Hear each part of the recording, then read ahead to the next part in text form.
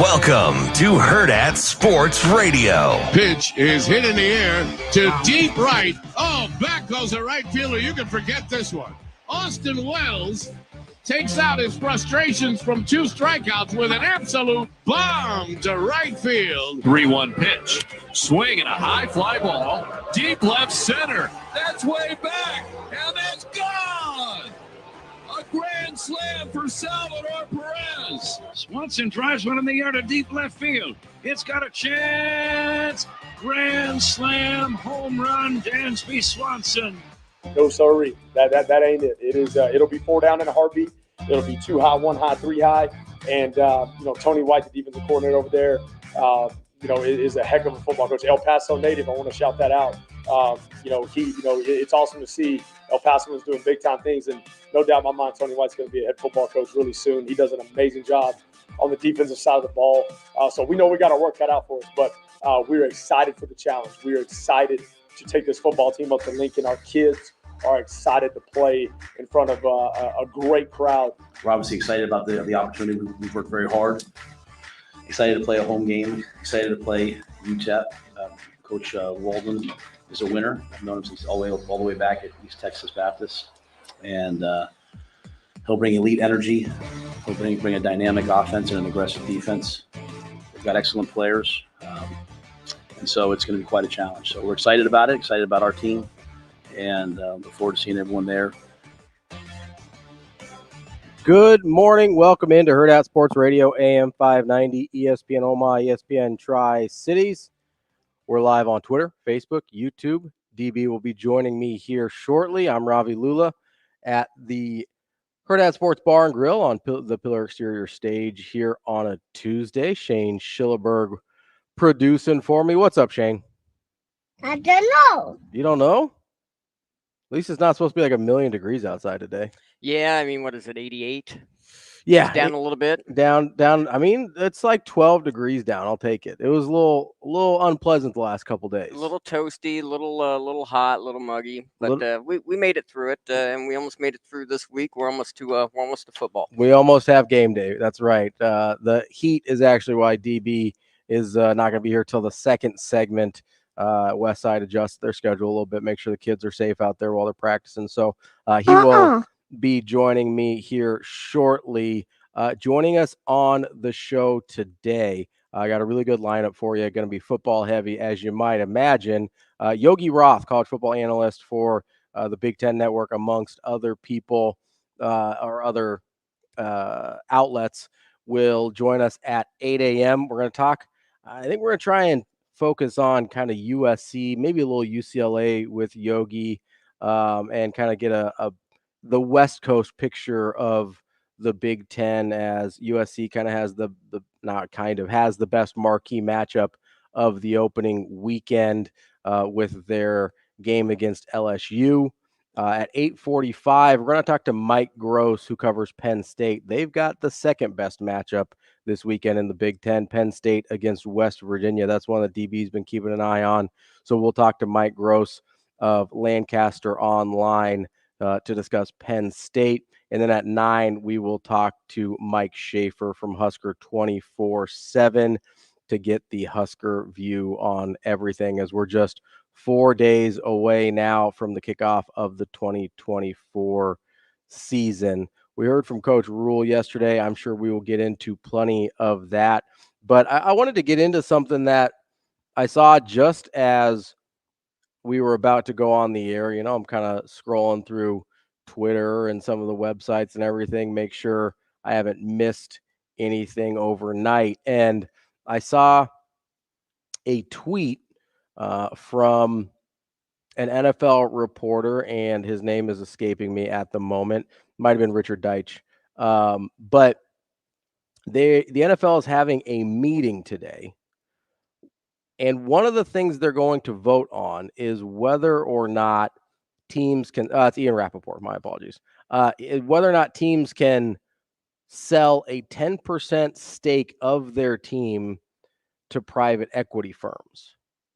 And we talked a little bit about the private equity situation with college football a few months ago as teams were realigning into their new conferences, and it became clear that at some point they were going to have to pay basically salaries to some of their athletes, and that how that probably wasn't going to be feasible for some schools that wanted a seat at the big boy table, and they may search out private equity to solve that problem for them. And the problem with private equity is they're going to make their money back whether you're successful or not when you take on private equity money. There's some situations where it works out great. They provide an influx of cash. The business thrives. Everybody makes money. Everybody's happy. That's the idea behind why you would take private equity money. But in reality, the private equity people are going to make their money back whether your endeavor is successful or not, which means they will strip that thing out for parts if they have to, as we've seen them do to a ton of businesses across the country that take on private equity dollars. My question for NFL teams is, why on earth would you do this? And I understand it's only 10%. That's generally how it starts, right? Because it's 10%. It's like, oh, it's 20%. It's okay. It'll give us more cash, whatever. And then sooner or later, you've got these private equity firms that end up being the controlling interest, whether it's 50% or not. That's kind of the misnomer about a lot of sports franchises. The primary owner doesn't even always have 50%. They just have the largest share. And then they bring in money from other places to help kind of finance the whole thing. But when you do that with private equity, that thing can get out of control in a hurry, because a lot of people, most individuals, they buy into a team kind of understanding, okay, I may not see my money back year over year, but whenever this thing sells, I'll be fine. Or they just buy into it as a pure ego thing. That's not how private equity works. And if you're the NFL or an NFL team, I don't understand, when you're literally printing money, why on earth you would take private equity money, or why as a league you would even allow that to happen. Because if the NFL actually cares about competitive balance and everything like that, and I think they do, I think it's one of the only things they actually do care about, because it's not like player safety or something where it's like, hey, they're going to add an 18th game. Player safety is not a real thing. But I do think they care about competitive balance and making sure they have a good product out there to a certain degree. And inviting private equity into your house is not a good way to ensure the quality of the product. That spells a recipe for disaster, and I'm not sure the NFL needs it. There are certain college programs that need it. They frankly will not survive in the new realm of college football without some influx of cash, whether it's from private equity or somewhere else, whether it's selling naming rights to their field or stadium or whatever it is, right? Whether you're signing up for Pitbull to be the name of your stadium or whatever you decide to do. There's a lot of teams that won't survive without an influx of cash. I get that.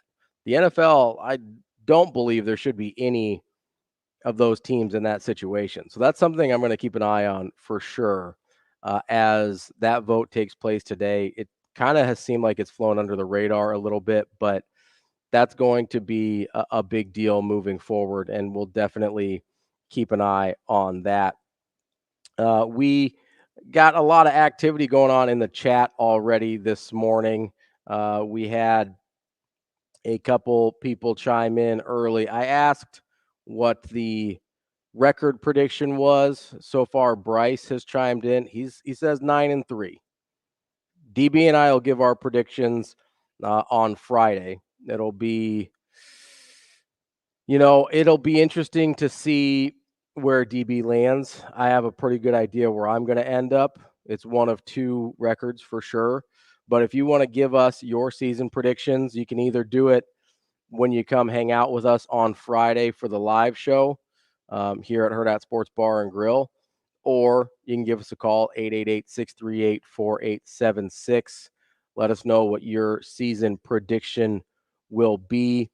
You can also chime in on the chat and let us know as well. But I'm really interested to see where people's both predictions and kind of expectations are for the season. I had a conversation with a buddy of mine yesterday that was kind of, I think somewhat tongue in cheek at least, but sort of bemoaning the fact that if this year doesn't go well, they're going to have a really hard time finding the energy to get their hopes up again. And I really do. I get that sentiment. There's been a lot of those years over the past, probably almost 20 years now, that there's been a ton of optimism heading into a specific season, and Nebraska kind of fell on their face. That's one of the, Coach Rule talked about the two bears that the players have to fight in order to be successful. The first one is, do I belong here? Am I good enough to be here? The other one is him of getting his trust and getting over whatever intimidation might be there. One of the bears that Nebraska fans have to deal with is this idea of every time we get our hopes up, there is a letdown of whatever the team we thought they could have been. And my buddy kind of rattled off these years. He went to 2007. It goes all the way back. I mean, people kind of forget about it now, but coming off of 8-4 and 9-5, there was a pretty good amount of optimism for the Bill Callahan era heading into 2007. You had Sam Keller transferring in from Arizona State. There was a lot of optimism there, and that's the infamous 5-7 year. They get blown out by, Kansas State blows them out, Kansas blows them out, or maybe the opposite. I don't remember which, but that one was a ton of optimism. People were feeling good, and all of a sudden it falls on their face. 2011, I think, was another one where Nebraska fans expected that team to take the next step, to take a leap, and they weren't bad, but they never quite got to where we thought they might be able to. The most recent one's 2019, right? Coming off of year one in Frost, they win 4 of their last 6. They're ranked preseason. I don't know if people remember that. Nebraska was ranked 24 in the preseason top 25 poll. And then that year turned out the way it did at 5-7, going 3-6 in conference play. I understand the trepidation. Even 2017 with Mike Riley, you're coming off of a 9-4 year. They got ranked as high as number 7 in the AP poll. They were a top 10 college football playoff team at one point in the season when they're 7-0. And then they go and they lose 3 of their last 5. They lose the bowl game. They end up 9-4. But there's still some optimism heading into 2017 as you've got Tanner Lee transferring in from Tulane, and people are raving about his ability and how he's going to fit the offense and all this stuff. And again, they fall flat on their face. And I understand the trepidation of fans to kind of be have their guard up a little bit. I really do. And I can't really blame anyone who's in wait and see mode. It's a difficult, we were talking about mental gymnastics yesterday. It takes some mental gymnastics to convince yourself like, hey, this time it's going to be different.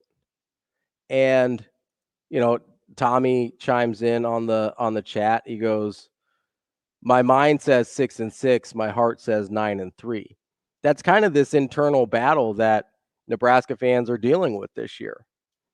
And it's easy to get caught up in the Matt Rule of it all and the Dylan Raiola of it all and everything that seems to be heading in that direction, right? Heading in the right direction. But I get it when you can look at it from the other side too.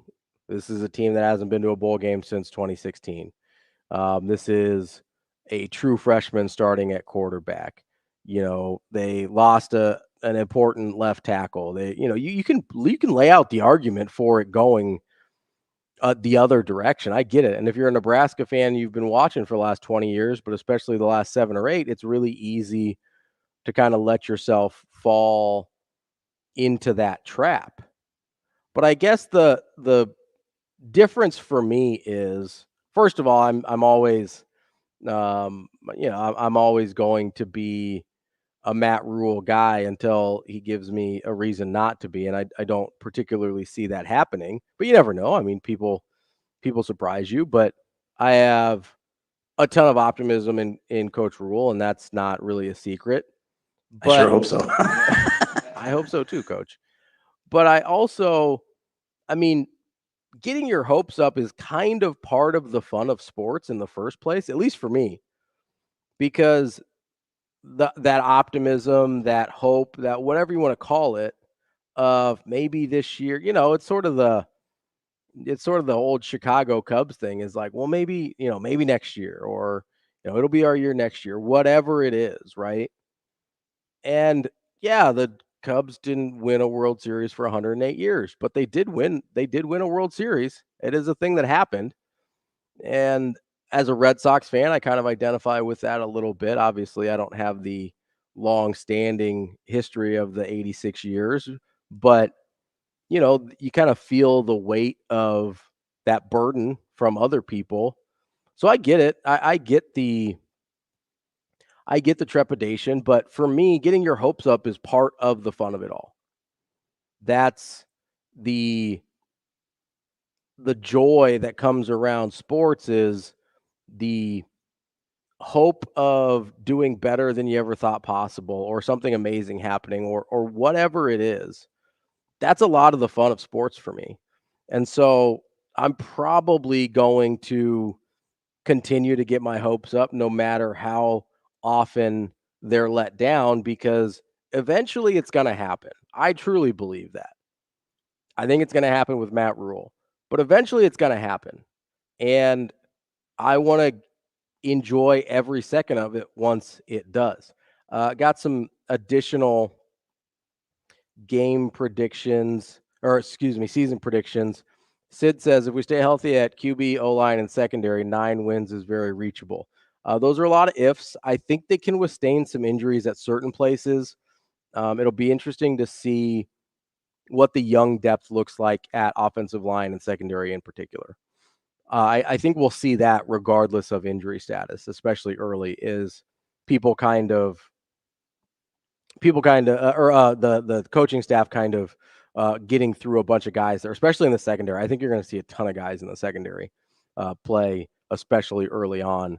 So it'll be interesting to see how the young depth plays out at those spots. And then obviously QB is going to be tough if there's injuries there. But it's also, I know when the Big Ten was here, and Coach Rule brought this up, they said it was one of the better quarterback rooms in the conference. So I know there's a lot of hand-wringing and concern about if there's a quarterback injury. It seems like Nebraska is sort of planning on them needing more than one quarterback. He's talked about that all offseason, and I don't think it was just a way to get around acknowledging that Dylan Raiola was going to be the starter sort of all along. Jack chimes in 8-4.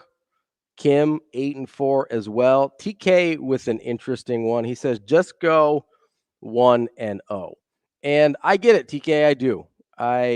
That's a thing that Nebraska needs to remedy before any of the rest of this matters. And I know it's really easy to look and be like, it's UTEP, they'll be fine, whatever. But not that long ago, Nebraska lost to a Northwestern team that didn't win another game the entire year. So you really can't take any of these things for granted. But just go 1-0 from TK. Bryce says 8-4 on the season as well. That seems to be a pretty popular number. We'll see where it lands. I think people are a little bit more, judging by some of these numbers, I think people are a little bit more optimistic about the season and what they think the win total ends up being than they were even after the spring or maybe in the summer. There was a lot more 6 and 6s and 7 and 5s floating around. I want to say even just a couple months ago. And I think the optimism of the season, I think Raiola officially being named the starter, I think has given a little bit more of a rosy outlook. And I also think that's just what happens when you get closer to the season. People start to feel that energy. They start to feel that excitement. And I think it boosts the win totals up a little bit usually as well. It's exciting. Not to say that they're wrong either. And I'm kind of feeling it too. You know, I've been talking, we'll give our, like I said, DB and I'll give our predictions on Friday, but I've been talking a lot about one number for a good chunk of the season or a good chunk of the off season. And I don't know, I might land on a different number. We'll see. Bald Booktuber says 8 to 9 wins. Dewey says 10-2. That's our first 10 win, Shano. Dewey chimes in with 10 wins. Mark 10, 11, 12. Well, hey, all right, Garrett, whatever you say, bud. I like the optimism there from our guy, Garrett McGuire, young Garrett. No, it's going to be really interesting to see where people land, because I do think the closer we get, and just a few days away now, that people are going to start letting the excitement get to them a little bit, which I'm happy for.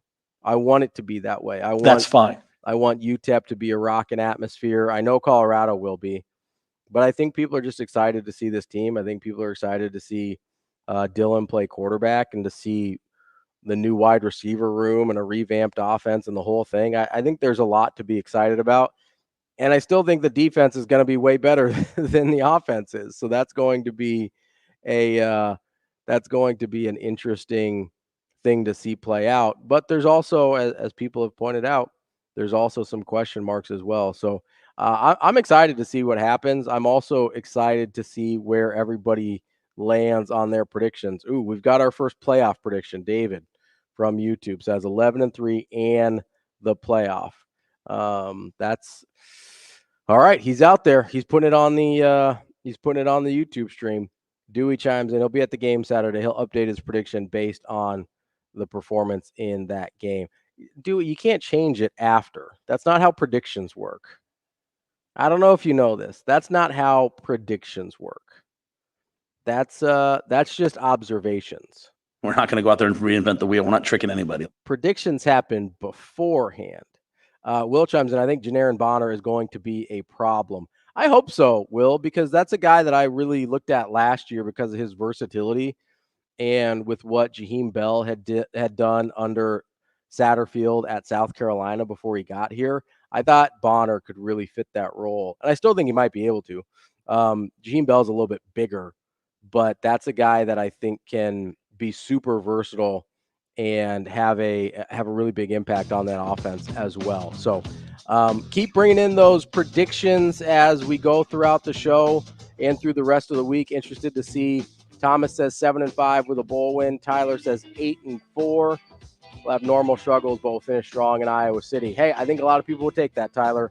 What we're going to do is take a break. We will be back with more Hurrdat Sports Radio here in a minute. AM 590 ESPN Omaha, ESPN Tri-Cities.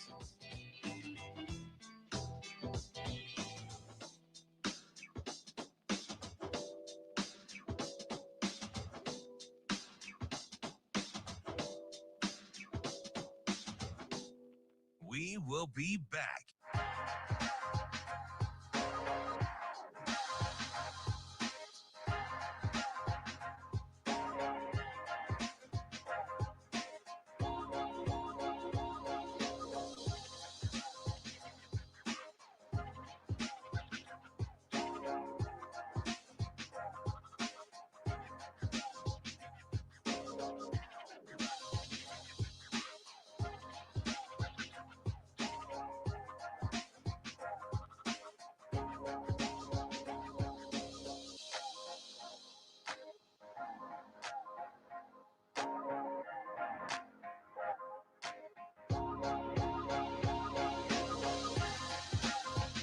We will be back.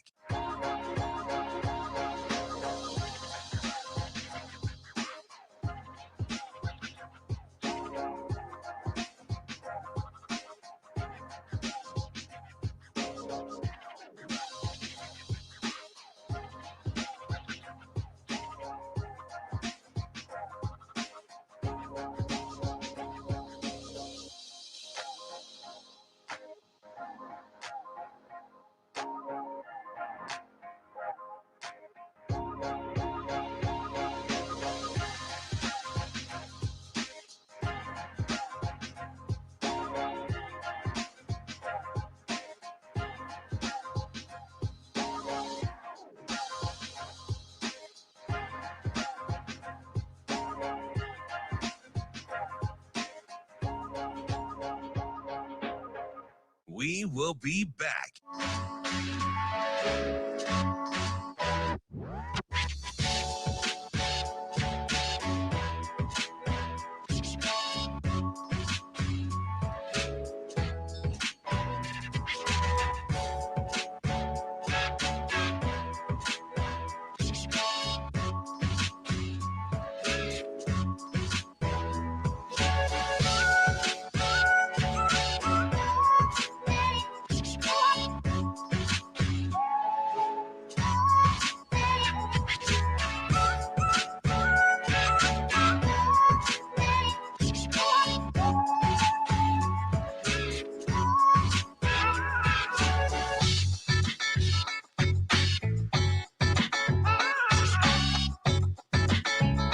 We will be back.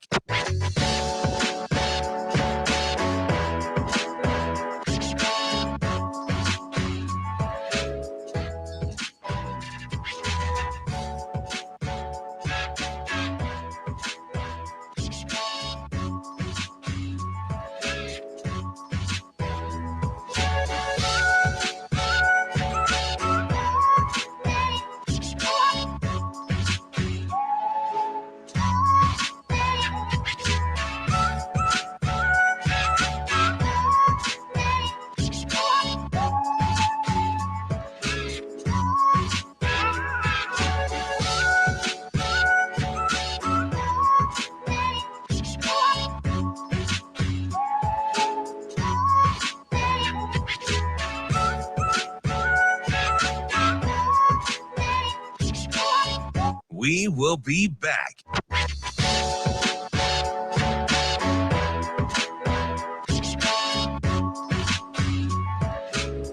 Well, I smell bet. And I'll bet you that you lose that bet.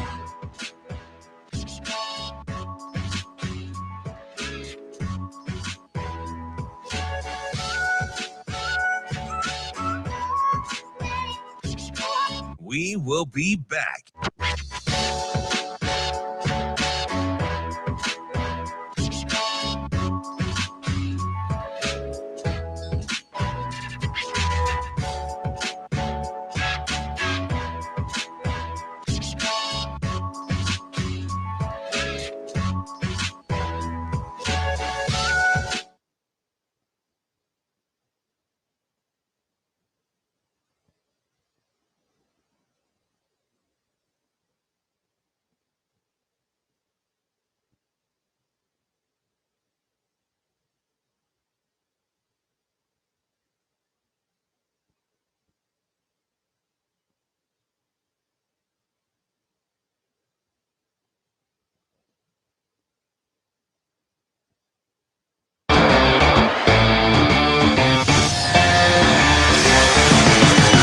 You're listening to Hurrdat Sports Radio. Yeah, they've been you know, they have their own saying. That's not mine. They say one better, and I think they've done that. You know, they try to get one better every day. I think Corey or someone did that, and they stick to it. You know, not everything's perfect, you know, but and again, like, there's just a core group of veteran guys that just kind of make the thing go. So, you know, I think you're going to have everyone who starts on defense, but maybe one guy is a senior. Is that correct? You know, or could be a senior. You know, still some COVID years out there and some injury, but pretty much everyone's a senior, right? So when everyone asked last year, why is the defense so much further ahead of the offense? Well, there's a lot of guys on defense that played a ton. Well, now what you're seeing on offense is you're starting to see the guys who've weathered the storm. They're getting a little bit older now, so hopefully, so there's that mix. So I think they've done a good job. We're back here on Hurrdat Sports Radio, AM 590, ESPN Omaha, ESPN Tri-Cities. That's DB. I'm Ravi Lulla here at the Pillar Exterior Stage. What's up, DB? What up? How was practice? Oh, it's good. Yeah? Yeah, ready to roll. Getting after it? Yes, indeed. Yeah? Yeah, it's a good. Again, fortunate that we can pull that off. You know what I mean? I never take that for granted. The early morning? Yeah, just getting there in the morning. Yeah. Shane, at some point, you got to send me a link. What, you don't obviously don't have to give too many details, but what's like 2 days out look like for you guys? So, you know, we're going over like last minute stuff, like 2-minute offense, hands team, onside kick returns. A lot of situational stuff. There's a lot of situational stuff. Yeah. What is, like, in high school versus college, what does the scouting look like before you've got tape on a team like Omaha North? So for the opener, they're very similar. Okay. Right? Like Nebraska thinks they'll have an idea at UTEP, but remember you heard Coach Rule talking about they got guys from all over. We want to look at this offense from this place, this person from this place. So I think, for us, we got to do almost the exact same thing. Yeah. Where it's like, all right, what do we know about Mikey Gow? What do we know about Coach McLaughlin? What do we know about coach? Their traditional coaches, right? Because they got a couple of new faces. You have to look at their personnel. So it's guess. It's guesswork. Yeah, you're doing your best, your best guesstimation. Yeah. That's one of the things that I don't know that we think about enough. Yeah, it's we keep our rosters from year to year, and we look and say, okay, number 2's punting. Coach, O'Neill punts. They were 31 yards last year. Yeah. Like with chart formations, but with an off season where you can change and stuff. Well, that's the thing, both with college and high school now, right? Is there's so much turnover going from one place to another. Yeah. That even if you're like, yeah, well, this is who they played last year, and then they weren't seniors, but like these guys are gone and these guys are new, and will Terry play? He's gonna be left guard. He's gonna be center. Yeah. He's gonna be a right guard. Is he gonna play next to Cook? Is Cook not? So you gotta, we try to cover all the bases. Do your best guesstimation on it. Yes, indeed. That's always that's part of the fun, though. Yeah. So kind of like trying to I like patchwork the pieces together. Yeah, I like the fact that Coach Rule said we're not gonna Thursday's not gonna be about scheme. Yeah. It's not. Just like I think for Nebraska on Saturday, the openers a lot of times aren't about scheme. Can you get lined up correctly, and can you do basic well? Execute your basic stuff. That's the core of it in an opener. And then you are afforded the luxury to be able to study. I don't know if I've just got PTSD from the Illinois game or what it is, but I'm fascinated by we don't really know what they're going to do. So what do we do? Yeah. There's that. And I dealt with some of it in basketball, right? Those early season games, especially, you 15 years ago. So I think for Nebraska, right, if you know how you want to line up to a 3x1 or 2x2, or if they go 2x2 to 3x1 or 3x1 to 2x2, there may be a couple of things where you're going to say, we don't think we'll get this from them. And then you do. Yeah. But that's why you try to go over your base core things that are that you want to practice against a 3 front. You want to practice against a 4 front, right? We've seen North play both. So we had to practice against both. Hey, if they're in a 3, if they're in an odd front, these are the plays we like. Hey, if they're in an even front, these are the plays we like. It's no different than college, and they have more resources. So they can be better at it and typically stay ahead. That's why I never bought the whole, hey, we never practice against a 3 front. Yeah. You know what I mean? They're just core things that you can do even on covered, uncovered, where you should be able to get by, where it shouldn't be throwing you a loop. Yeah. Or, how you line up against North Dakota, where they can't continually run the same inside. Right. They're just things that they got me once or twice. But you got to be able to. But this is what we do now. Get that on the fly. Yeah. So you sent me not to bring up old stuff. Well, no, but still, that I do think that plays part of it. It does. Kind of why why I'm fascinated, at least. I don't want to speak for other people about the whole prepping for it, especially Scotty Walden, his new coach. Man, big Nebraska fan. Yeah, big. Did you watch that? Big Tony White fan. Yeah, big Tony White fan. Big Dylan Raiola guy. Yeah. How much could he have seen of Raiola? I mean, he was gushing. It had to be either high school stuff, or spring game. Maybe. Watch the spring game, but he was pretty effusive, or maybe he was just. Maybe he was blowing smoke. I think a lot of that is his personality. He did seem like a very kind of high energy. Yeah. He is younger than I am, which makes me feel old. But yeah. I watched that. I know you make fun of me for pressers. I watched that thing probably, I don't know, twice. Maybe. Did it kind of feel like he was doing a media day? Yeah. That's the vibe I got from it. It started with his open. Yeah. With the thanking everybody and naming all the guys off on the captains and whatever. So you could tell that was his first rodeo for a big game. Yeah. It felt like he was doing Big Ten Media Days, is what it felt like, which was, but what were you, so you said you watched it twice. You sent it to me. I only watched it once, full disclosure. What were you most interested in by Scotty Walden? I like the fact that he recognizes the task at hand, but he looked at it as like an opportunity. Mm-hmm. And I think this is just the coach in me. It's not, well, hey, you're a Nebraska fan, you shouldn't be cheering for UTEP. But I think if you want, all good coaches kind of have to approach it this way. Mm-hmm. Like, hey, we've got an opportunity to do X, Y, and Z, tall task at hand, but, we're coming in here to win. And I mean, he said all the things that like you want to hear if you're on that side of the fence. Yeah, all things you're supposed to say. He did seem to be very familiar with how Nebraska wants to play. Mm-hmm.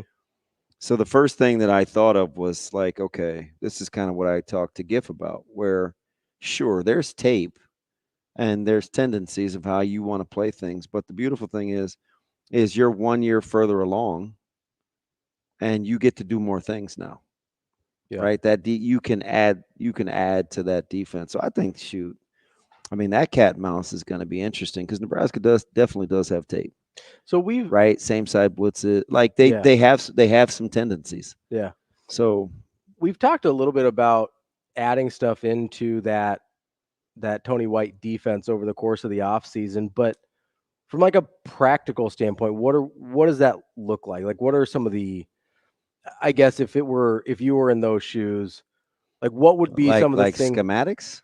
Yeah, like what would be some of the things that I'm not going to get into like you can do auto checks now. You can, like, let's say if you start with a base defense. So an auto check is like, hey, I see this personnel group. I check. Yeah, it doesn't have to be signaled in. Okay. Or, you can have triggers, what I would call triggers now. So maybe you didn't know fits enough. Mm-hmm. Like, hey, this guy's he's a B gap guy. Hey, he's a C gap guy. Hey, when we shift and move, or we like, let's say stem, like just move the front. Mm-hmm. Like, okay, situationally now I can see, and a 2-by, I don't have to give this call anymore. He knows that he's already here. Okay. Like let's say hypothetically, let's say we bring a pressure, mm-hmm. and one guy is typically always responsible for a gap in that look. Mm-hmm. So now you can give him a call, what you want him to do. And the game is played with just those two guys. Okay. Like you can exchange responsibilities. Or we heard Coach White say, hey, what's one thing, we've been challenged in the offseason. This defense hasn't done anything. One thing we want to do better than we did a year ago is play matchups. Mm-hmm. We want to get better matchups on in our secondary. So let's say there's movable pieces within the same subset. Sure. You maybe couldn't have done that last year. Okay. You just stayed with it. You just stayed with the check with me, and you're like, we're just going to play. We're going to live with however it plays out. You may not have to do that this year. Is that one of the reasons or another benefit of cross-training guys like in the secondary? Yeah, 100%. So it's not just like, oh, if this guy goes down, I can go over there. It's, hey, we can be a little bit more versatile. Kind of like, hey, we're going to switch everything on basketball. Yeah, you can play matchups now. Okay. That's a really interesting point there. I know we've talked a lot about that, but I like getting into the specifics a little bit there. Coming up next, we're going to wrap up hour number 1 here on Hurrdat Sports Radio.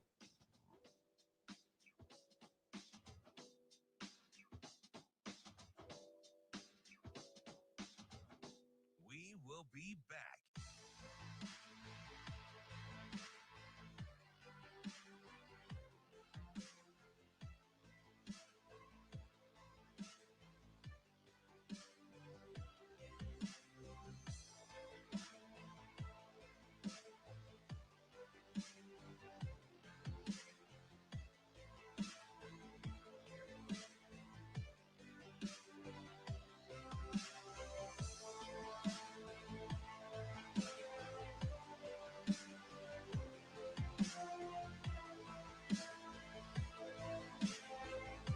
Down USC, and the Trojans are on top at a point away from scoring 50. Tight end Motive now with the 5, pinballs into the end zone. And back goes Garbers again. It goes over the middle. Got the tight end. Motive now with the 5. The one back for Caleb Williams. Touchdown, USC. And the Trojans are on top at a point away from scoring 50.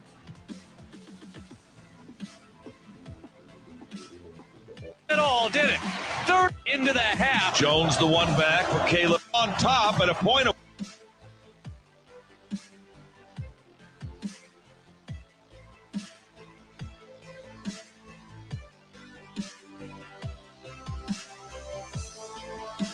It's just different than conventional football.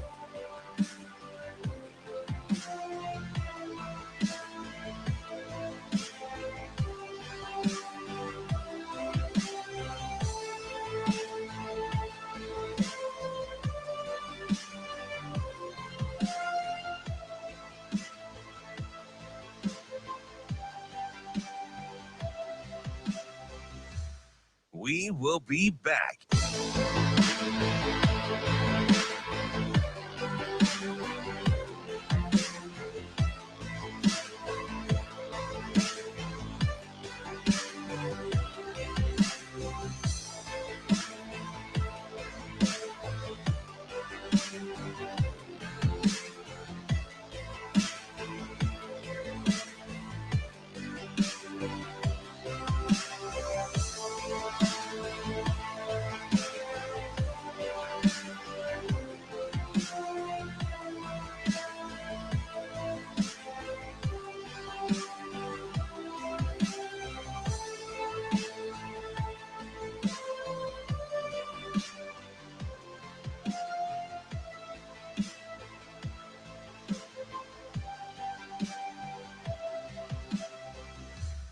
We will be back.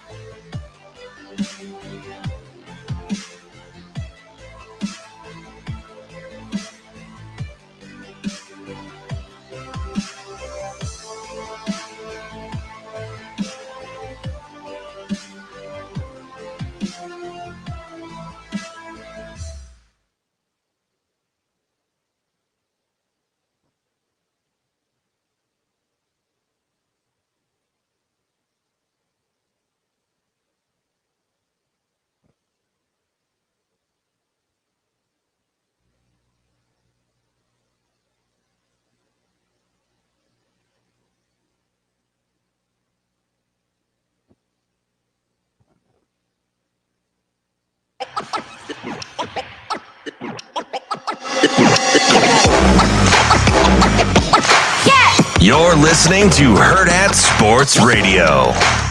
It's just different than conventional football. And I mean that in the sense of, like, you know, we've even had to talk about that our offensive line. Like, there's sometimes, like, you know what, we are not, like, I am not going to be able to tell you how Nebraska is going to line up to every single one of our formations off tempo, because we're going so fast sometimes, we don't know how they're going to line up. So we have to have set rules within our system that allow those guys to play fast and not be predicated on the perfect look versus the perfect play, because that doesn't exist. You know, there's no such thing as the perfect play, and there's no such thing as the perfect look. You know, we may catch them, you know, one time in a great look. Oh, there it is, baby. We got them in man. We got them in zone. That's what we wanted. But very rarely are you ever in the course of a game going to have the defense perfectly aligned how you want them. And so we have to teach our guys to play uncomfortable and play in the chaos. And that's what something I think Cade has adapted to, like understanding, hey, man, like, I know that, like, it's like last night we had to deal with it a little bit because last night was the first time going against, you know, the developmental squad, and we don't wait on them. You know, like, we're about to run a play and we may have one D lineman up there, and, you know, they're back there sometimes. Even Skylar did it one time, and both of them are kind of like, oh, waiting, okay, let me let the coaches get the defense set. No, that's not reality for us, because the defense is not going to get set against us. And so we have to be able to train that way and be able to make sure that, you know, we're working things that are going to be realistic. And that's give and take, right? Like, we're going to work situations where they are set, and we do have to identify things. And but I think that's been a learning curve. Wrapping up hour number 1 here on Hurrdat Sports Radio, AM 590, ESPN Omaha, ESPN Tri-Cities. That's DB. I'm Ravi Lulla, and we are here at Hurrdat Sports Bar and Grill. Our very smart friend, the college football professor, chimed in about what did Adam say? Well, so we were talking about record predictions earlier. Yep. And he brought up a good point, something that you brought up a couple weeks ago. I think. So we both can be smart? Well, I don't want to go that far. He's smart. I was coattailing. Yeah, you were like blind squirreled your way into something, and then he picked it up and was like, "Hey, I have a smart idea here." Sounds about right. Let me see what sticks. No, we were. I think we were at Pinnacle when we were talking about the Purdue game quite a bit, right? And we were sort of having a different conversation, but Adam brings up that he thinks the season could hinge on that Purdue game. Got a freshman quarterback, first road game, which is definitely a fair point. But he also brings up Ryan Walters, his ability to scheme for a freshman quarterback after he's got some tape on him. And he thinks if they can get out of that with a win, maybe 9 wins is on the table. If they get out with a loss, he's leaning a little bit closer to 6. Yeah, well, as you know, I think I said I said it was a very important, that was a crucial spot. I completely agree. Yeah. Especially if Nebraska's in a position where they're handling some success. Yes. And right? Because it's just a recipe. It just is what it is. It sets itself up in a way. So now listen, I'm not gonna go out TK and tuck here, but just win the opener. No kidding, TK. All right. But it's a season prediction deal. But I will say, if you get there, that's a real thing. Yeah. We have an example. So for instance, we'll say, hey, listen, there's a lot of guys playing on Thursday that haven't been there. Mm-hmm. That haven't done it. Haven't done it. Not a thing. Right. So there's going to come this moment. We have to talk about that without trying to speak it into existence because we want you to be aware. And if Nebraska gets to that point, they'll talk about it. Hey, first game on the road. You'll hear Coach Rule say things and you're going to want to roll your eyes. Oh, it's Purdue, and Purdue may be 1-3 or whatever going into that, or 4 or 5 or whatever. And it'll be a very real thing because that's just how life goes. The first time you do something is the first time you do something. Yeah. And so it's a crapshoot. And with a freshman quarterback, it's going to be the first time he does anything every time he does anything. Anything, right? Yeah. It's going to be the first time against UTEP. It's going to be the first time against Colorado. It's going to be the first, basically all year, it's going to be the first time. Yeah. And Adam and I kind of agreed, Nebraska's ability to deal with both success and failure is going to determine the season. It's a real thing. And because I think they could go to Purdue, lose, and then bounce back and still have a good year. I think I agree with him that they could go to Purdue and lose and kind of have things get away from them a little bit. Yeah, I figured, it's like I said, Purdue would be much more explainable to me than Rutgers. Explainable, yeah. I just still don't know that I'd prefer it. Yeah. I just think Rutgers is going to be better. Got to win at home. You do got to win at home. You got to win. You got to win those games at home. Yeah. You just do. That's fair. If you ever want to turn the corner, you're more apt to stumble on the road than you are to win a toss-up, to lose a toss-up game on the road. I don't care who the opponent is. I think once you're kind of at that point, I don't know if Nebraska at that point. Well, if they have the kind of wins you want, they should be. They should be at that point, right? But I don't know if they're past the point of stubbing their toe when they shouldn't. Yeah. And I agree that Purdue's more explainable, but I think Rutgers is a team that, especially let's say they go in and do beat Purdue, and they don't deal with success well in that moment. They kind of clear that first road game hurdle. I could very easily see Rutgers being a problem, right? They're just not ready for it. Right. That's going to be, I think, an interesting part of what goes on with this. Something I didn't know about Coach Walden though? Dork guy. Yeah. Yeah, right. You're familiar. Oh yeah, I'm very familiar. You guys with play Dork. Against him, right? All the time we played Dork. Yeah, I get that's where both Millikins are. Yeah, right up the road. Yeah, they good basketball teams. Yeah, really good. Tanner and Connor are up there. Them and Morningside and that whole G-Pack is big fan of that corridor. Yeah, my man Zickman is at Morningside. Oh yeah. Morningside's an incredible athletics program. Yeah, I used to coach a guy. I used to call him Steven Universe. Stephen Krawchuk was a guy, one of my first guys to go to Morningside. We've had a few since then, and that's what really turned me on. They run it's a big boy program throughout the athletic department. They too, not have just serious. football. Yeah. Oh no, 100%. Well, they hoop now. Yeah. Oh, I know. We got our heads beat in by Morningside. Yeah, they hoop. They win a lot of their athletic programs. They run that thing like a big boy program. Well, and they're the ones they would steal guys from like D2 programs. Yeah. That drove. They're very present too locally. There was a Gretna kid. Morningside is all over the place. I can't remember his name, but there was a Gretna kid that they got that I really wanted, but he was going to go D2, and I was like, we're not going to get him. And then Morningside gets him. I was like, what are you doing? You knocked that off right now. Yeah. Did you catch what Coach White said about the perfect defense against the perfect play? Yes. Okay, so that's kind of what I'm talking about with the evolution of a defense. Hey, they're in a 2-by. We have 2-by rules. Up, let's say, listen, they shift and they're in what I call 2-by condensed, right, where you have like tight wings. Hey, then they motion out. Well, we should just have an auto check. Just say, hey, what do they wind up in? See, a year removed from a year previous, there's not near as much thinking. You can say to yourself, condensed 2-by versus spread. How would we line up to spread? What do we like to play? Like you can do those. Hey, check Raider, check Raider, check Raider. You may not have been able to do that, so you might have gotten stuck. Well, I always had number ones last year.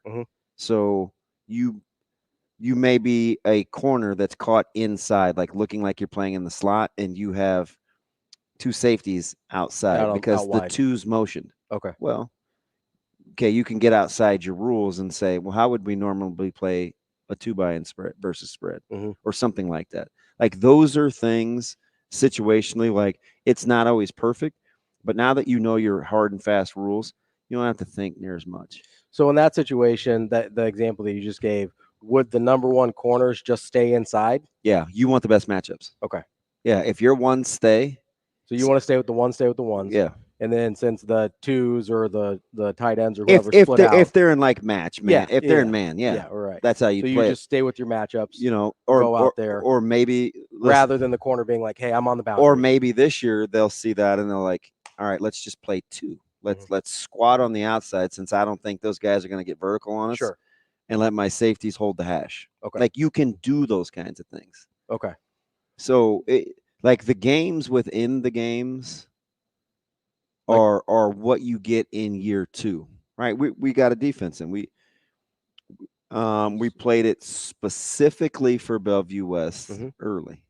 See, now we're like, oh shoot, man, middle of the field open, a year removed, they'll know. Yeah, right. Right? They're gonna say, man, middle of the field open. Now we got a running quarterback. So now they can dice you up the middle. We can be hurt there, right? Yeah. So now we got to adjust. You got to adjust. Take the middle away. Do we want a low hole guy? Are we going to spy him? Are we going to keep him in the box? Like, see, we have to have a variation too, because and it's just little things. It's like we don't play him, but for instance, with Marion Jackson can play in the slot, right? See, that's a whole nother headache for us. Yeah, that's a terrible matchup, right? Yeah. Like, so the more he moves around, that's why you probably don't want to get a safety stuck on a Marion. I don't. Listen, if we can get 2, I want 2. Yeah, you're right. You're right. But we can't because of the weapons. Because of the boundary. Yeah. But we need to know that, right? Just in case. So we'd like to be able to check. So what does getting stuck look like?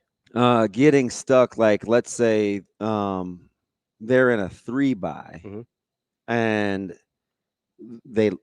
we like, let's say we lock the backside. We lock the number 1 receiver. Okay. So number 1 corner on number 1 receiver, not going anywhere. And we're not, that's man to man. Yeah. Okay.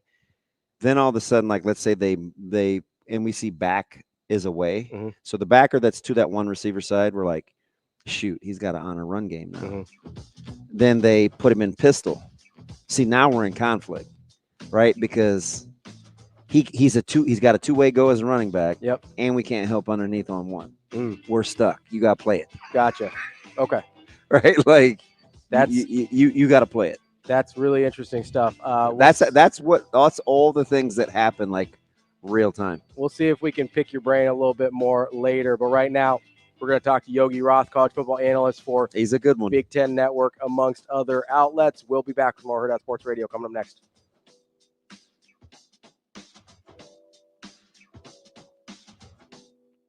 We will be back.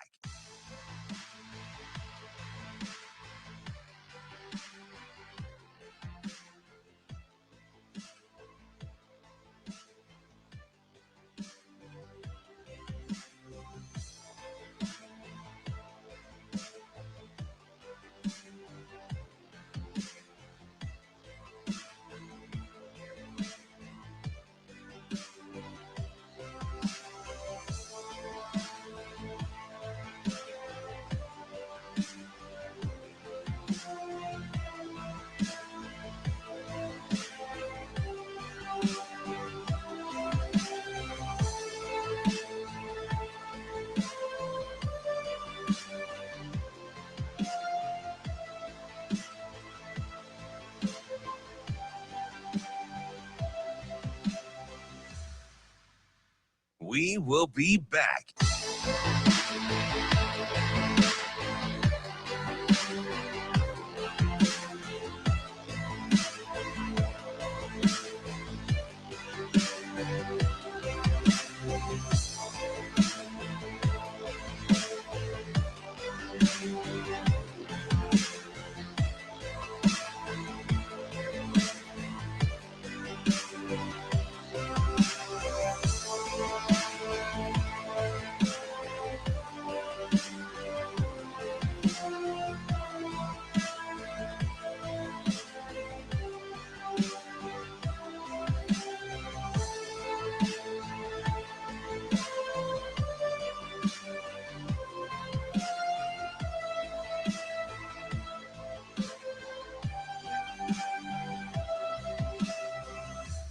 We will be back.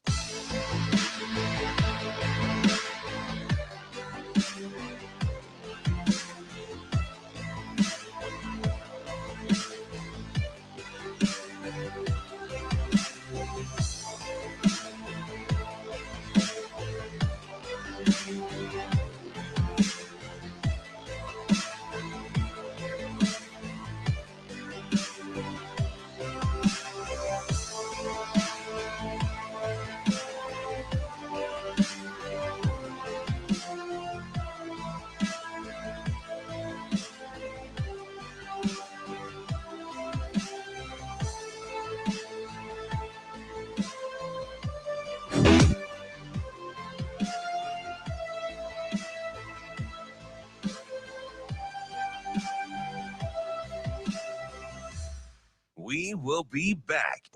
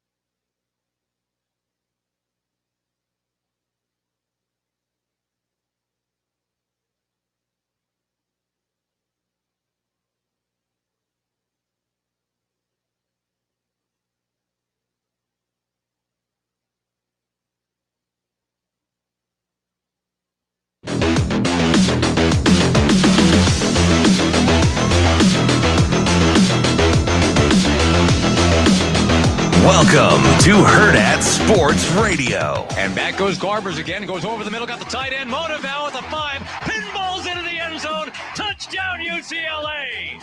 Well, that didn't take long at all, did it? 35 seconds into the half. Jones, the one back for Caleb Williams. Strong side, right side. Handoff Jones. He'll walk into the end zone. Touchdown, USC. And the Trojans are on top at a point away from scoring 50. Kicking off hour number 2 here on Hurrdat Sports Radio, AM 590, ESPN Omaha, ESPN Tri-Cities. That's DB. I'm Ravi Lulla here at Hurrdat Sports Bar and Grill, and we are joined now by Yogi Roth. He is a football analyst, and he is a contributor to Big Ten Network. Yogi, how are you this morning? I'm doing great. How are you guys? Yogi, this is pretty cool for me. Normally when I'm talking to you in my former life, it's Pac-12 heavy, but now we get to double dip because apparently Pac-10 moved east. Pac-12 moved east. I don't know if you got the memo. How you been? Brother, of all people who got the memo, I promise you, I got the memo. We all got the memo. It was a different kind of memo. It was a pink slip of sorts. So, yeah, I'm really happy to be with you guys. Honored to be at the Big Ten Network and talk to you guys and still be able to have conversations with those on the West Coast. I got a new podcast called Y Option. Yeah. Pete Carroll coming out later today that I have a feeling will probably get get a decent amount of attention. So check that out when it comes out in an hour or two. But overall, I'm just stoked. It's game week. I'm heading to Oregon. So part of it feels like old hat, like usually have their opener. But then in week 3, I'm going to Nebraska and Northern Iowa, and then away we go east. So I'm looking forward to it. I got to see, I think, 12 teams in August in training camp. Yeah. And it was awesome, man. Like a little extra travel, of course, but two leagues have emerged. Sadly, or if you're excited, either way, like it's reality. I'm looking forward to it. I'm optimistic about it. And I can't wait to see some of these venues. Yeah, it's so cool because, we're trying to set our lineup for this week and we're like, oh man, we wanted to preview SC a little bit and we're like, West Coast. And I told Shane, I'm like, we got our guy. And now he's with the Big Ten Network, so we can double dip. But it is cool to see you, just peer to peer, to see professionally when you're on set with those guys. And I used to do those tours with them, and you're like the expert, I feel like, and they defer. And it's like, look at that. He's really, really good at this. I love seeing you on the stage like that, just because you've been so good at your craft for so long. No, that means a lot. I mean, the coolest part of being at the Big Ten, honestly, has been the people. Yeah. You come into a new environment, to your point, and you're like, okay, am I going to be welcomed? Is it going to be, what's it going to be? And Dave Revson, Jerry DiNardo, Howard, all these people that yeah. Jake Butt, yeah. They've just been awesome, man. And I just think that, when you cut through all the cloudiness around our sport, the best thing is still the people. That's what I remember from 100%. Yeah. Ted Robinson changed my life. So many people. Same thing I'm learning at the Big Ten. So that has been the best part of the tour. And they've allowed me an opportunity to speak. They put me on all those shows, and, it's a different grind, right? It's year one. But I'll tell you what, I was just telling a colleague yesterday, I feel like I know, I knew the Pac-12 teams 3 deep. That was the job. But now expanding to this new league, you just feel even more confident around the sport and the trends you've seen or the trends you might anticipate to happen this fall. So that's been really fun. And I'm just really thankful that they invited me in and welcomed me in, and Ashley Adamson, Guy Haberman, Rhett Lewis, our crew, same deal. All of us, we kind of joke. We're like, we're Big Ten West. We all live out in California. So here's the cool thing. Cause right. Obviously the inside, Robbie and I, we left Indy and we felt like, okay, if there was a guy that kind of took you by surprise by what he said, it was maybe Cignetti. If there was a guy that was maybe going to be the instant villain, we thought it was Lincoln Riley. I loved the way that he was very honest and forthright, but I kind of felt like he was a little surly for Lincoln. Him, you've listened to him. What were some of your takeaways as he kind of broaches this season in a new conference? It seems like he's got something to defend. Yeah, well, I think like everybody in this profession, he's a competitor and an elite one. You look at the tree he's come from, his formative coaching years and playing career was, formed by Mike Leach, who would be one of the most quotable people, but if you ever spent time with him one-on-one, he was really an elite competitor. I think Lincoln is that. I think oftentimes in the media, you're speaking through the media to your team, to recruits. You're talking about opportunity. I think at USC, something he's told me about a week and a half ago, which really stood out was, you don't get a lot of these opportunities. So you can't miss it. Mm. And that's really how he's echoed it to his team and his staff of like, yeah, on one hand, you're like, he's on a 10-year deal. He's not going anywhere. But on the other hand, like, you don't ever get the 120 guys that are in this locker room right now together again in the same circumstance, right? There's new parts added. There's parts that leave. And he's on that note. And I love that concept of like, we can't miss it. Like, it is not guaranteed next year. And especially when you look at roster sizes next year and revenue sharing and all the things that are coming to play, like, this is a unique year. And then I'll say lastly for me, I've been on the train for SC for really since the spring. I did their spring game. And I keep calling it a foundational year. Well, what do I mean by that? Well, the defense has completely reset. 90% of the staff has changed. The personnel, I think, has gotten either more mature and at certain places better, right? Some supplementation in the portal, especially in the back end of a secondary that I think really struggled last year. And then overall, like, I go to like second-year players. So either sophomores like Deuce Robinson, Jacoby Lane, Zachariah Branch, they will be stars. Trust me, their receiving core is loaded. They get zero play, and I think they should be in the same conversation as Ohio State and Oregon as the best ones in America. And then I look at the second-year guys in the transfer portal. Anthony Lucas is a monster DN who went to A&M, now in his second year. Beryl Alexander transferred from Georgia as a nose tackle in his second year. I just think it gives them a shot. And then my last thing is, as I went around the landscape of 2/3 of the league, hey, defenses are really talented in the Big Ten, but they didn't face Caleb, Garbers, Penix, Nix. Like, I just think that the league is in for an awakening defensively when they get challenged by these 4 new teams and the quarterbacks. And Lincoln Riley's offense, I think, is going to score. So I wouldn't be shocked if they shock the world, especially the southeastern part of the world, and beat LSU this weekend. I really wouldn't, man. I don't think they'll win the whole thing, but they're in the top third of the Big Ten. I am shocked nobody talks about Branch more. And I'm a little biased because he won our Jet Award, and I'm on that board. But he is incredibly electric, and he's as dangerous as anyone in the country once he has the ball. And I don't care how you get it to him. Couldn't agree more, man. I mean, I called his first 2 games last year, and when he kind of took the nation by storm, just to punt returns, kick returns, etc. He just is different. You know, I've been to a million USC practices and watched the most gifted receivers in that program's illustrious history for the last 20 years, right? So from Marquise Lee, Robert Woods, Dwayne Jarrett, Steve Smith, on and on and on. He's like those guys. He just stands out. And then you think about who he's standing out against, and I believe it. They've got 4 or 5 receivers that would start everywhere in America, or at least contribute, right? They might not break the 3 deep at Ohio State or Oregon, but other than that, like, they are the number 1 receiver at a lot of places. And I just think they're gonna score. The spacing, the way that they utilize their offensive schematics. It's not like, again, it's not Leach's air raid. The air raid, I think, gets confused pretty regularly, and thinking it's 8 routes on a little piece of paper that you look at on the sideline like Leach did.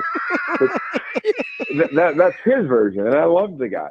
But it's a philosophy, not a scheme. So what does that mean? It's about taking advantage of space, right, and personnel. Yeah. And SC's got the personnel, and if you watch any of them, you watch them play at all, like the way their offensive line will move, the way that they'll move the pocket. And I think, for them this year, playing with Miller Moss at quarterback is going to, I think, allow them to have a really efficient season. So by that, imagine being a play caller and Caleb Williams is your quarterback and it's 1st and 10. Well, as you're anticipating a second down play with a little bit of tempo, you don't know if it's going to be 1st and goal because it was a scramble on a 50-yard explosive play, or 2nd and 19. I think it's going to help out the play caller a little bit now, being on rhythm with Miller Moss. We're talking with Yogi Roth of the Big Ten Network. Yogi, there's something I've been thinking about lately a lot about Lincoln Riley and USC, and I haven't heard really anybody else talk about it. Does it matter in your mind, or do we talk enough about the fact that this is Lincoln Riley coming off the worst season of his career as a head football coach? Well, I think he gets talked about a ton. Oh, not around here. Oh, he turn on your boy Feinbaum every once in a while, and you just Oh, television. golly. Yeah, Definitely not my boy. actively avoid that one. We're trying to ship him over to you guys. Yeah, well, it's not personal. It was just a fact of what he did early December. I think that that is a dialogue that is regularly talked about, and I get it. I mean, that's what the SEC is. It's a big chair in the country, and that'll change dramatically if they win on Sunday, and people will be saying give him another 10-year extension.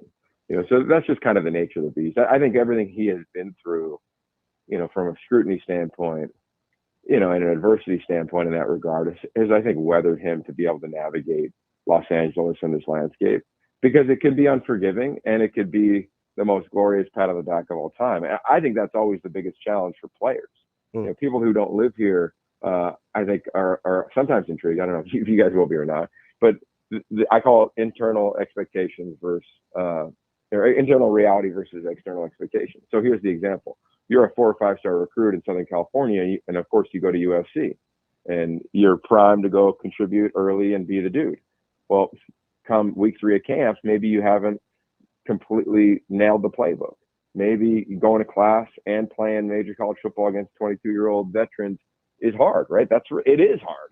I think people forget that. So why do I say that? Is that sometimes when you walk in the building, that reality is, yeah, I'm still growing. I'm learning in a developmental sport at a developmental position. But externally, it's, hey, man, you're getting screwed by the staff. Hey, you need to be playing. Hey, you're the man. You're making X dollars in NIL. I mean, I tell players every day when I talk to the locker room, you're a transaction now. We have to compete to tell your story. I say all that of like when you're in LA, those two things rub against one another, right? Externally, you should be playing. Internally, you need to be learning. And I think when those two meet and that friction doesn't really allow you to maximize, let alone tap into your potential. And I don't think a lot of people think that way in LA. They just say, oh, LA gets all the best players and all the glitz and the glam. Well, there's another side to that has to be navigated. And Lincoln Riley is very aware. We've talked about it many times.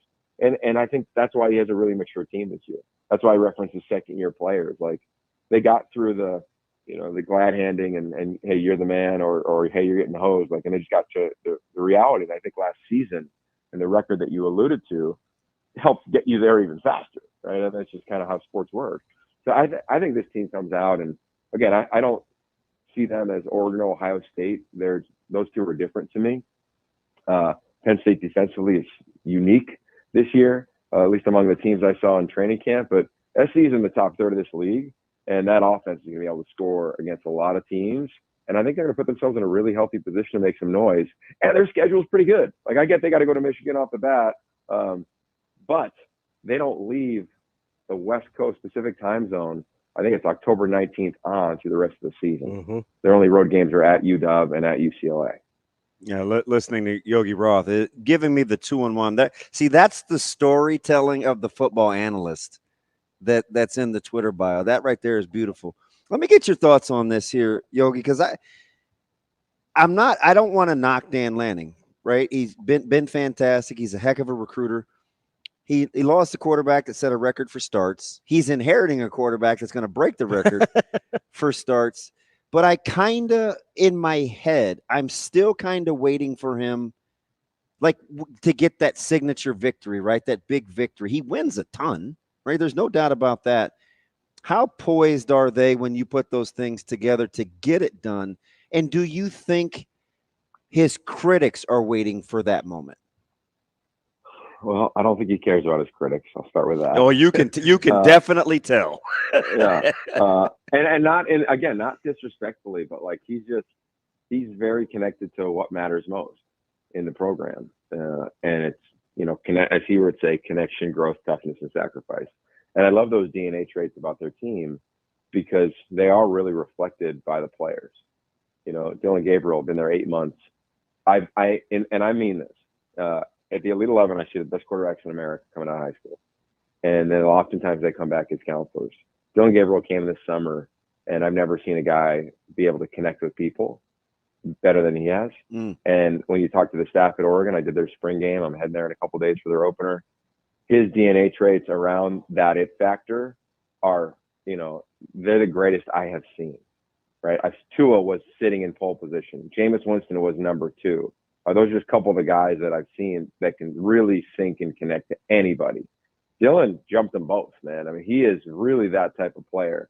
And then you look at the roster, they're loaded. So, yeah, can they get a signature win? I think that'll be decided by probably a lot of people outside of the facility, right? Like, and I know what you're talking about. Can they beat Washington? Can they beat an Ohio State at home? Can they get one of those big-time wins? We all get what that means. And I also think that, we got the gift of we've watched a head coach evolve in real time. Yeah. Right. He's an aggressive coach by nature. He said it many times. Yeah, I would have taken back going 4 on 4th down or whatever the situation is. Like, we're watching a guy evolve. That's really cool to me at one of the premier places. And it's not like he's evolving and they're 8-4, right? He's evolving and they win 11 games. So I'm excited. I think he takes up all of the oxygen that Harbaugh and Saban have left. Yeah, I think he is going to be the face of this sport. I don't think the Ducks are going anywhere. I think that they have the competitive depth to play Ohio State 3 times this year, right? Regular season, Big Ten title, national title. Like, we'll see how the draw is in the playoff, of course.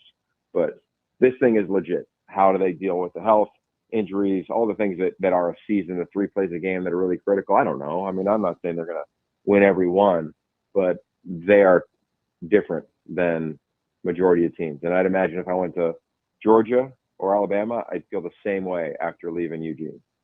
Man, I would love to be evolving at 8-4. Wouldn't that be a dream? Well, that's what we're shooting for here in Nebraska. So that's the goal.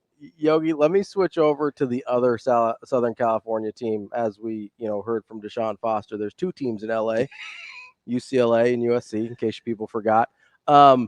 I have no idea what to expect from UCLA this year. Like, can you give me any guidance? Because I've looked at them every which way to Sunday. I have no idea what to expect. Yeah, that's fair. That's why you bring me on, brother. Yes. That's why I'm here. That's why you're here. Yeah. Well, I'll be over there later today. So I'll get a little more insight. But you look at the schedule of Hawaii and Indiana to kick it off with a bye in between. They got a shot to go 2-0, and then here comes the gauntlet that is just the gauntlet of gauntlets. At LSU in Death Valley, that's a challenge.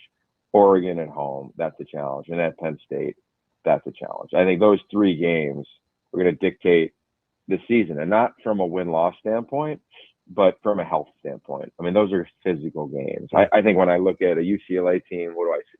I see a head coach who I'm a huge fan of Deshaun Foster. I am too. I am too. Okay, cool. I think a lot of people are. It was so unique in how he got the opportunity. And I love that because that happens, right? That happens at Dabo Swinney. Like, it was unique in terms of how he got the opportunity. There's certain jobs that just the timing can kind of impact the hire. Jed Fish in Washington. Like, it's just one of those unique ones. Same deal here. He has got a really detailed philosophy around, things that matter most in his program. He calls it DRE, discipline, respect, and enthusiasm. And again, he's a son of a military man. You watch him play, you watch him coach running backs for years like I did.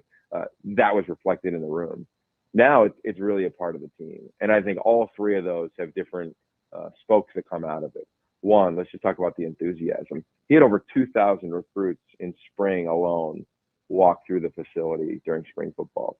He had a jamboree on a Friday night at UCLA where thousands of people and fans and families came out with food trucks and music, but also really good football. I say all that of like, he's really opened up LA to the community of LA, right? UCLA is a public institution. He's trying to make LA the school in LA.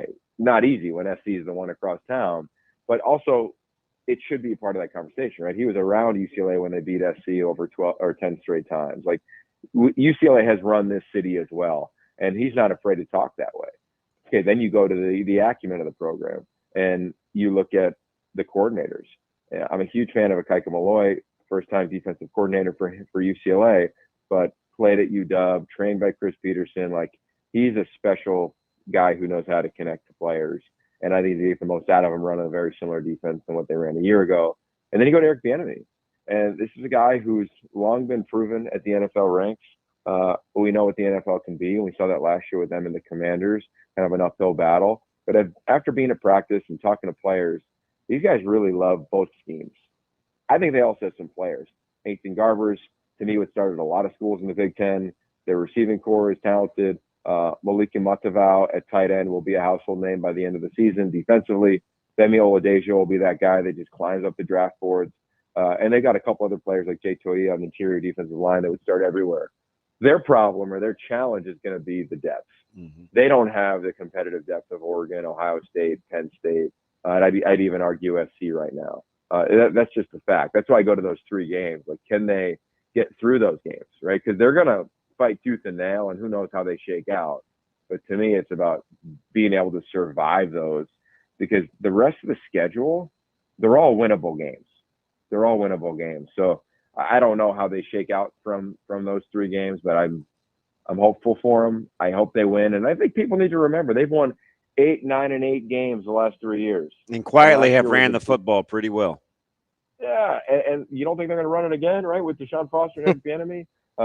So we'll see. We'll see how it shakes out, but I think they should be given a little bit more play than I think what they're receiving right now in the preseason. All right, just a couple minutes left here, Yogi. I got to pick your brain on the relationship, and we know that there's a pre-existing one between Chip and Ryan Day, and there's some respect there, having been a teacher-pupil. How do you think that relationship coexists in Columbus? Oh, it's going to flourish, man. Look out. Like, here come the Buckeyes, man. It's going to be awesome. Those 2 guys are, to your point, connected, coached them way back in the day in college. I've been around those 2, and they've been together, off the field. I was at practice earlier in August. This thing is going to be fluid. This thing is going to be flush. I mean, you look at the weapons they have and the backfield they have, the defense they have, the wideouts they have, like, and on and on and on. As I was watching practice, I kept trying to comp our 05 USC team that lost to Texas in the title game. And all right, who's better? Like, with Cushing at the edge or this guy at the edge? At Dwayne Jarrett at wideout as a freshman? How about Jeremiah Smith? Like, you just start going back and forth. This running back crew versus Thunder and Lightning with Reggie and Lindell. And it's comparable. It might be better. I mean, it might be the best team we've ever seen. And the thing that I love the most about both of those 2 men that you referenced is they are really selfless. And they've got a tremendous amount of belief in what they do. And I think they've got a lot of humility around the craft. Like, I get you might go, right, hey, yo, remember when he yelled at Lou Holtz after the game last year? I get all that. But their competitive fire and the way that their teams reflect their personalities stands out to me. And then my last thing when talking to Ryan Day about this team, because on one hand, there's a lot of pressure, right? Clearly guys decided to come back. They didn't come back for free.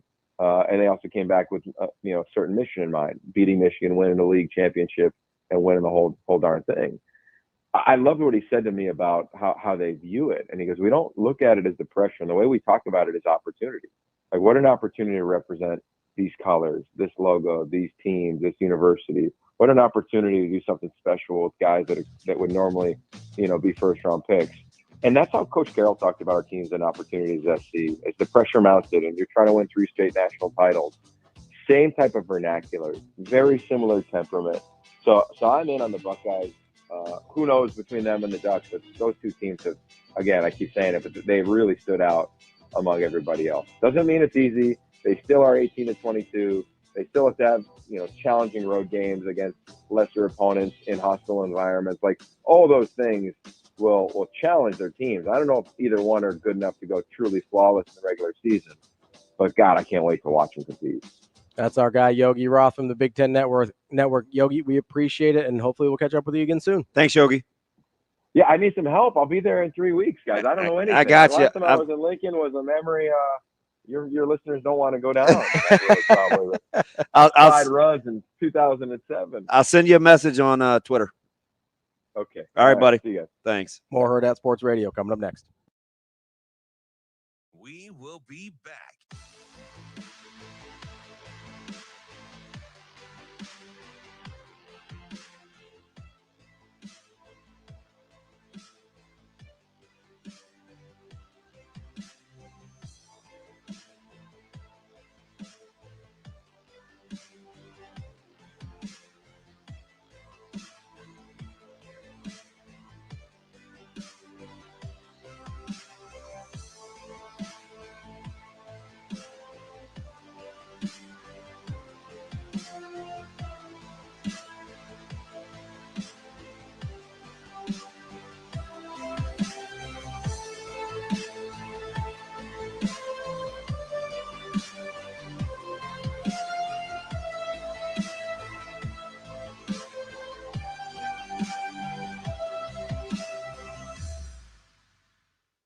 will be back.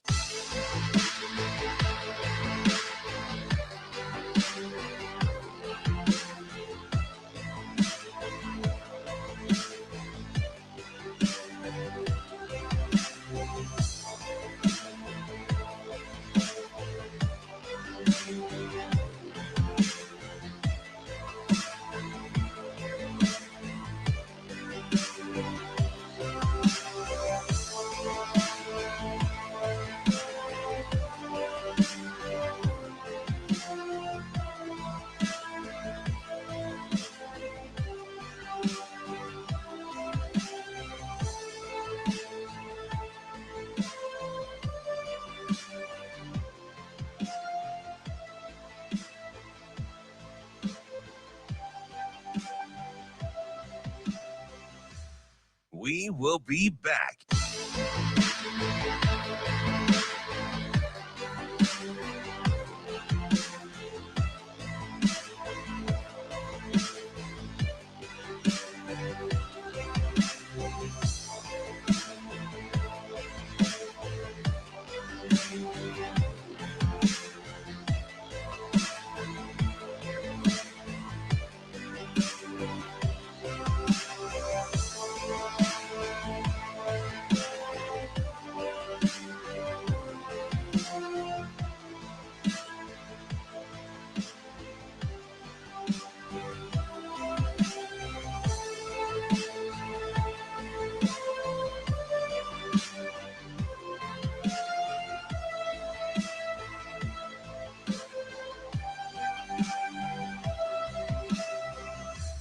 We will be back.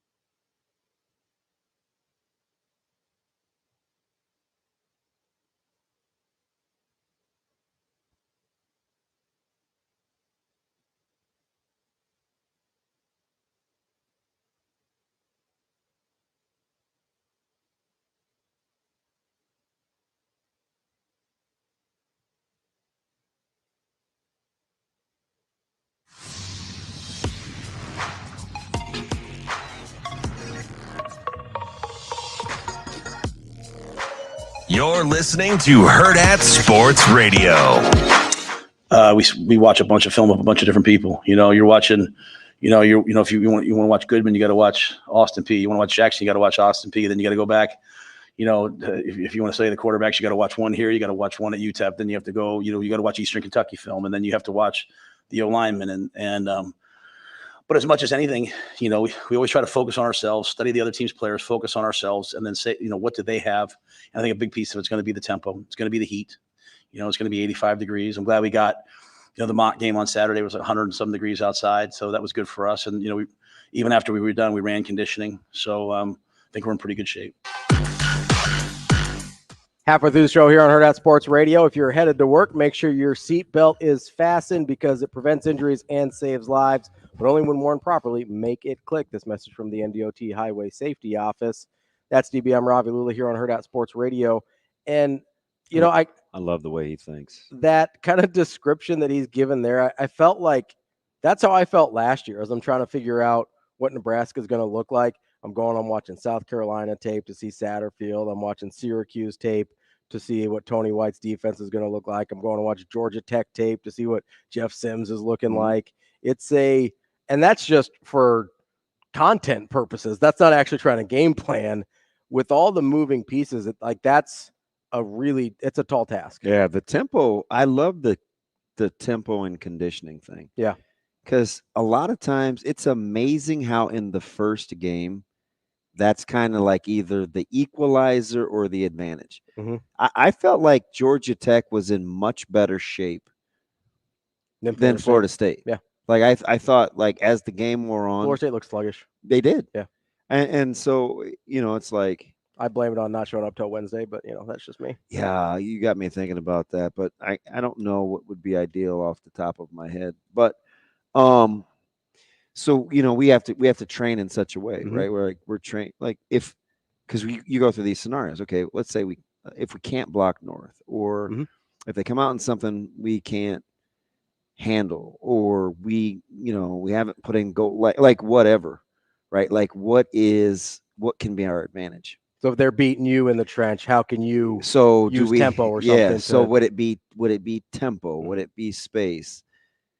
At the end of the day, though, it has to be fitness, because it's just been relentless, right? But that's where the advantage of tempo comes in, right? Is in the fitness.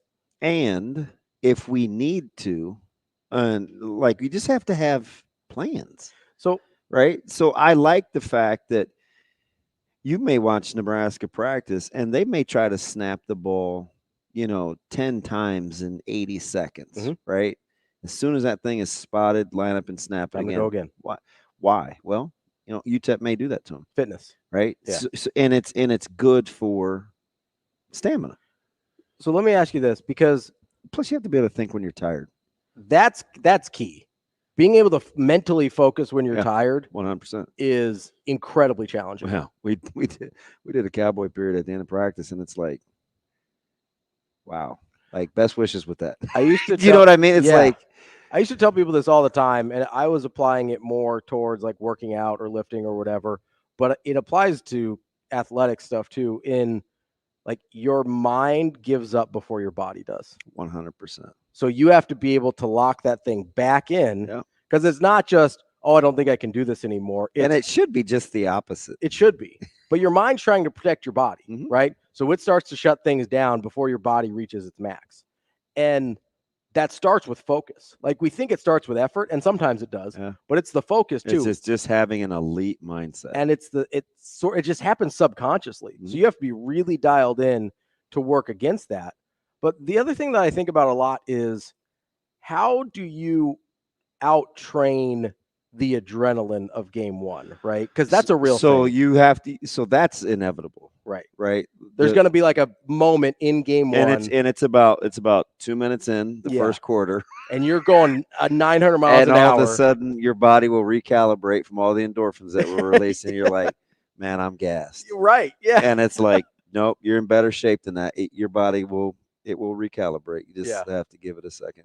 I watched some offense at the end of practice the other day, and it was hot. I mean, whatever. Yeah. No verbal communication. It was all hand signals. And it's at the end, and I'm thinking, hey, best wishes with this. Mm-hmm. There's no asking for, you want to simulate crowd noise. It's like, can you think when you are at the end? Yeah. Because it's tempo, right? We usually do that either in the beginning or in the first third, but it's like, hey, you never know, mm-hmm. right? Like you never know what you may need. So whatever happens on Thursday, or Saturday for them, you just mm-hmm. try not to make it the first time you've done it. Right. Right. You're not going to get everything. Sure. I mean, but as much as possible. I mean, full disclosure, we did just realize we hadn't worked on 2-minute offense. Right, so it's like, oh shoot. Well, but you try to hit the checklist, right? It's on the drive, and it's like, did we put goal line in? To be fair, you didn't need a lot of 2-minute offense last year. You know what I'm saying? It's just like, so then you just start going back to, go back to the basics. You go back to the basics, and I think that's what you hear him. Yeah. And it's almost I liked it because it was like a universal message from who we heard from. Right? Hey, this isn't about scheme. Let's big boy, go make a big boy play. Let's not outthink it. Coach White, hey, we want to be able to play fast. Let's keep this thing simple. Like there are some things you're going to concede in the opener until it actually goes up on tape. Mm-hmm. Right? You just are. Well, and it kind of goes back to a thing we talked about. I think it was it might have been yesterday, otherwise it was late last week, about there's no magic formula, right? Just be like, and I think it was Coach Walden was talking about it where he goes, hey, you're not going to have I should have tweeted that out. Defense for the perfect play. Like that doesn't exist, right? There's no magic formula if White. It was White. Oh, it's Coach White. Yeah. Sorry. If there's no magic formula of, hey, if you call the right blitz at the right time at this and that, then it'll work every time. Yeah. Right? That doesn't exist. There's no magic formula. Yeah. We call 3 strong and they come out in a 3-by-1. Whoops. Yeah. Probably don't want to play 1 high against that. There's no magic formula. Like there's bad calls, right? There's bad fits. Yeah. But if you get into a 2-sided pressure to, a single receiver side. Yeah, or I don't know. We may be a little vulnerable. Check. Yeah, you're right. Like sometimes you get caught. Sometimes you get caught, and you don't want to get caught in a real bad situation a lot of times, but you're never going to be in the perfect situation. There's no magic formula where you're just like, hey, if we do X, Y, and Z, then we're good to go. Like you still have to go out and execute. And you can overthink it, right? Yeah. Like, hey, they like to run toss. Maybe they'll pin the nose or they'll double back. Mm-hmm. So then you run like 24 of each, and it's like, wait, we've only done toss. You know what I mean? Yeah. It's like sometimes you just gotta play it. Well, and like because the devil can be in the details. For sure. And there's times, I remember watching Miller North last year where like sometimes you can kind of be your own worst enemy too. In like they were running that 1 high safety forever, right? Well, they play a lot of man. And they're big man to man. Yeah, but they don't have a lot of help. It was basically just Mooberry out there in the back and hoping for the best. And like they're playing teams that have multiple wide receivers out there. That's not going to work very often. Like you're kind of working against yourself there. Whereas, no comment. You could, I saw it. I was, I was there. And, instead of being like, oh, we're just going to execute or execute, it's like, okay, you can execute as best you can. That's a bad fit for what people are doing to you, right? That's a bad fit for some of the matchups you got. You got to still put yourself in the best position to be successful, but also acknowledging like, hey, there's no magic formula. We still got to go out and just execute, right? That to me is the interesting thing about what Coach White was saying is like, yes, we're going to try and put you in the best spots possible. We're going to add in these auto checks and these kind of the versatility of being able to switch out to different defenders and things like that. But at the end of the day, just go execute it. And that's kind of the thing. It's like, my man, I won't give him up, but he's like, let's not get it twisted. These DBs are going to struggle against CU.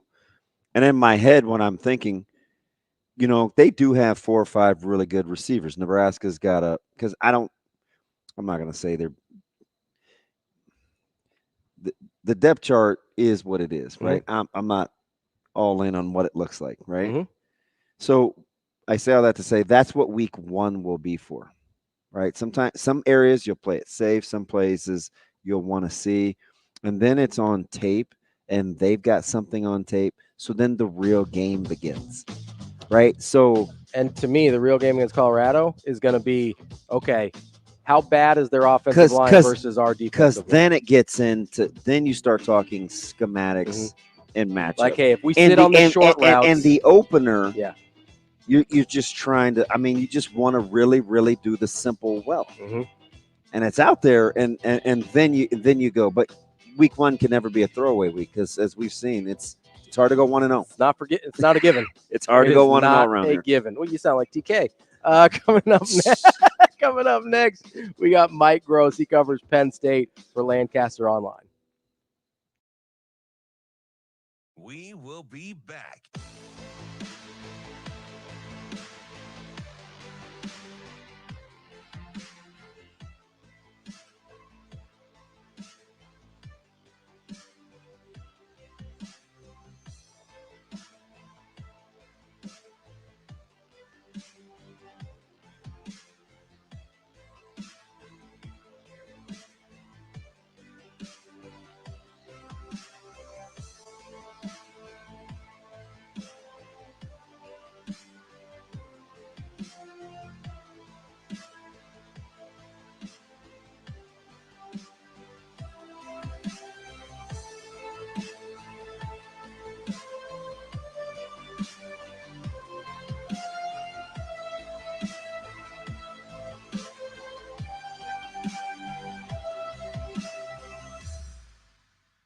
We will be back.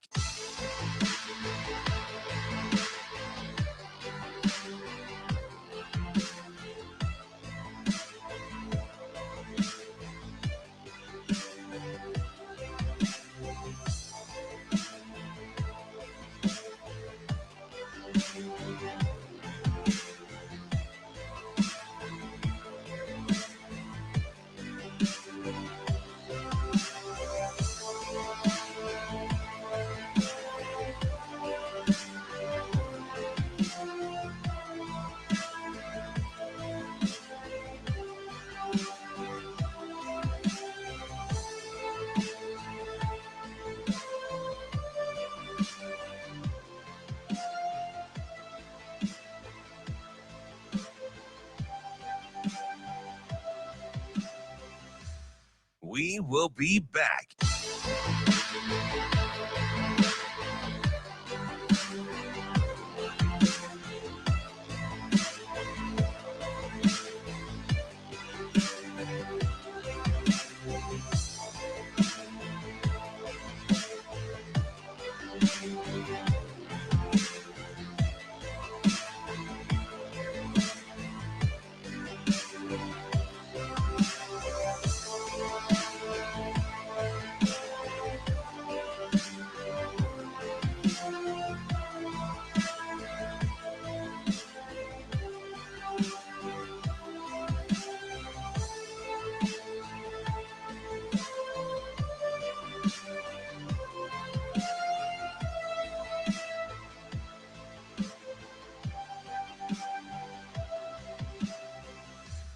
We will be back.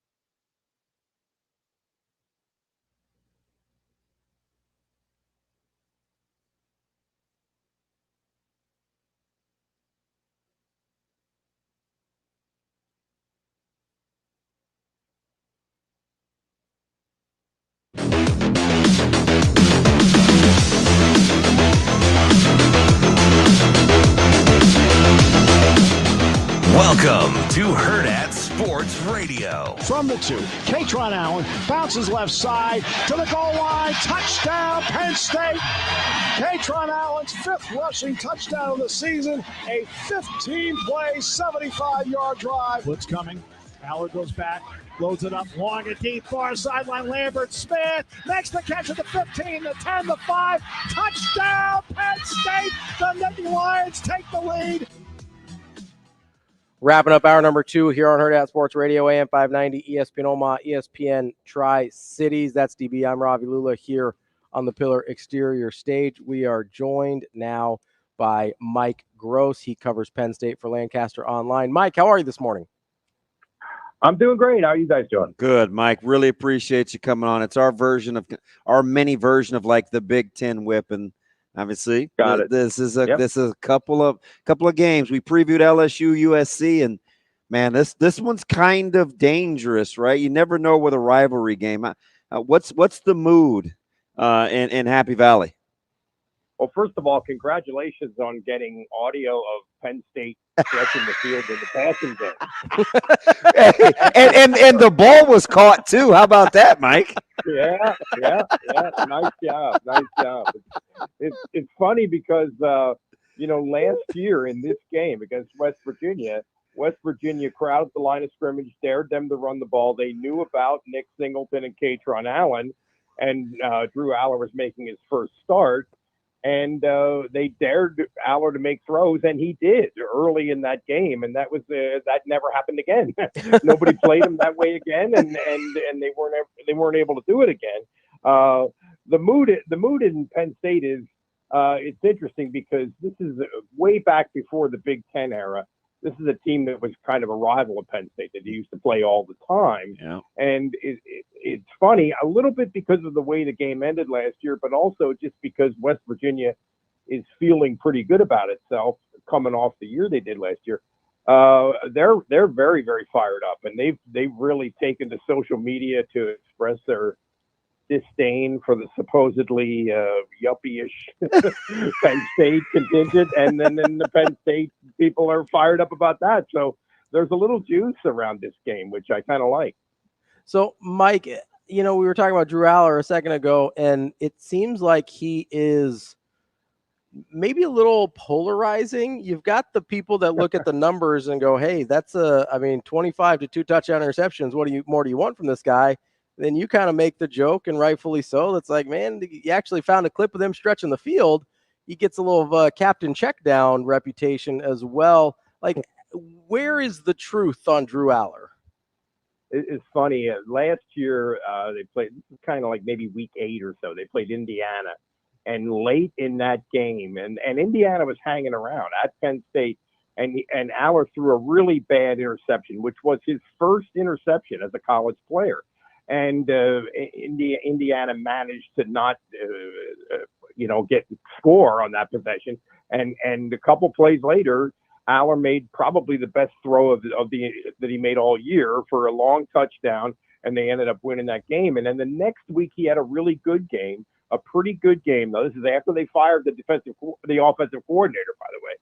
I had a really good game at Maryland, and I asked him after the game, is there anything to this sort of amateur psychology thing that throwing an interception loosened you up a little bit and kind of put the smack in the face that you needed? And he said, yes. He said, I was surprised to hear him say, it really did. I started kind of playing football instead of kind of gripping on the steering wheel too tight. It's interesting because in the same vein of 25-2 and it kind of being poo-pooed, it seems like for a guy that's won 21 games in the last 2 years, boy, the standard's got to be something else in Happy Valley. And Franklin has been really good, and I get the Ohio State, Michigan thing, but man, there's only a couple teams that are winning, and if you're Michigan last year, nobody beat them. Like the 25-2 is one thing, but the 21 wins in the last 2 years, that's nothing to beat up. I kind of don't get the disdain sometimes, at least on the national level. I think people, when you do it, people take it for granted. And if they, for many years now, it's changed. The Big Ten has changed, but for many years they were in the division with the same division, not the same conference, but the same division with Ohio State and Michigan, playing them every year. And a couple of times lately, when both Ohio State and Michigan have been top 5 teams in the country. Well, who's beaten top 5 teams in the country with any consistency? A couple of years ago, they went out to Wisconsin in the season opener. Wisconsin was ranked 12th. And there was a lot of doubt about Penn State. And that was a really good win for Penn State went out there and won. And that was a really good win at Wisconsin. But it's almost like, well, that doesn't count as a big game because they won it almost. It's a weird thing that's going on here with the way that Franklin is perceived. And a lot of it, in fairness to the critics, I guess, a lot of it is like last year, they didn't just lose to Ohio State, Michigan. Offensively, they were feeble in those games. Yeah. And of course, that led to the firing of Mike Yursich as the offensive coordinator. And now they have 3 new coordinators coming into this season. But, it's not just the way and then other times there have been play calling issues, so it's not just losing, it's the way they've lost. I think that has made people a little irate. Mike, is there any team with all that in mind about the expectations and the lens that Penn State and Franklin are viewed through? Is there any team that is poised to be looked at more differently in this new era of college football than Penn State? Because they could be the 3rd best team in the Big Ten and make the playoff every year. And all of a sudden that feels like a much different James Franklin and Penn State, but they could have the exact same records that they've been having. Yeah, that's true. That's true. On the other hand, I really think if you're talking about the Franklin critics, well, if they make the playoffs and lose in the first round, some people are going to say, well, they just made it because they expanded the field. That's no great shake. And the other thing is, I think for anybody who's reasonable, and we all know not all fans are reasonable, but if everybody's reasonable, you could make the playoffs as a 10 seed and play like the second best team in the SEC, and you know what I mean, or something. You could play a top 5 team in the country. It could be the same thing in the first round of the playoffs. So I think you have to factor in the playoff opponent and how the game goes, or depending on how the season plays out. But if they get in the playoffs, I think that will change. It will feel different. It will feel different whether people are willing to give Franklin a lot of credit for it or not. Mike, how good, and you're going to listen, the test out of the gates is fantastic, especially with the rushing combination in the backfield. And I think Neil Brown is a heck of a coach. How good, in your opinion, and there's been some great ones, can collectively this Penn State defense be, and how soon do you think you'll know it? Wow, that's a good question. I think Saturday will be a good test because Garrett Green is a pretty good quarterback. Yeah. He's a senior, been around. He's a dual threat guy. He caused some problems for Penn State last year, but I really do like Penn State's defense. I like it more and more the more I think about it and sort of look and listen and everything. A different coordinator, and it's going to probably be a different style with Tom Allen and as opposed to Manny Diaz, who was such a great guy at sort of concocting and calling and disguising blitzes. I think they're going to play a little bit different way, but the bottom line is they just have a lot of big athletic dudes. That depth is incredible in the front seven. Yep. Yeah. I think they have a sophomore linebacker named Tony Rojas, who you may not have heard of, who I think is going to be a star. I think on the back end, Kevin Winston is a safety who I think is an All-American caliber player. They just have good players on defense. I think they will be about as good as they were last year defensively, and they were one of the best defenses in the country. We're talking with Mike Gross of the Lancaster Online covering Penn State. Mike, is it too much to sum up to say that this season for Penn State's going to basically come down to this 3-game stretch in the middle of the season at USC, at Wisconsin, and then Ohio State at home? Yeah, I think that's very fair, and I think I saw the other day. I think it was Phil Steele had they have like the 14th toughest schedule in the Big Ten. Their schedule, I think, not only I think some of the opponents are tricky, but I like the way the schedule sort of sequence of games. Having that bye week between USC and Wisconsin is big. But yeah, I do. I think it's. I could see them losing on Saturday and still going 10-2 and making the playoffs. But if you in the past under Franklin, there have been times when they lost a gut punch game to Ohio State and then went out the next week and laid an egg against a Michigan State or somebody like that. That's happened a few times. If that happens, then it's trouble. And if it's going to happen, I think it's probably going to happen in that stretch that you mentioned there. I love the fact you mentioned Tony Rojas, because Ravi and I did an exercise a couple months ago where we listed Franklin's recruiting rankings, and I think people assume they're higher than they are, but he is really good getting those one-offs like that where they're highly coveted guys. And I remember Rojas coming out of Virginia, like those are those recruiting battles that he wins that lead you to believe that he's like a top 6-7 recruiter. He's been a top 6-7 coach given how he's recruited, I think. So I'm glad you mentioned Rojas.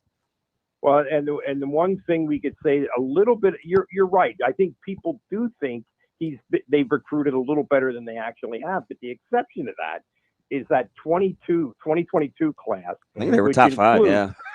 Yeah, which includes Aller, Singleton, Katron Allen, Abdul Carter, Kevin Winston, who I just mentioned. I mean, a bunch of guys who not only were big-time recruits, but have become very good college football players. And now they're in their third year. Yeah. They're in their third year. So you could argue that maybe for that group, this is the time, Fantastic. That is our guy, Mike Gross from Lancaster Online. Mike, we appreciate the time, and I'm sure we'll catch up again soon. Thanks, Mike. Okay. Thanks, fellas. We'll be back with Mike J. Schaefer from Husker 24/7 here on Hurrdat Sports Radio.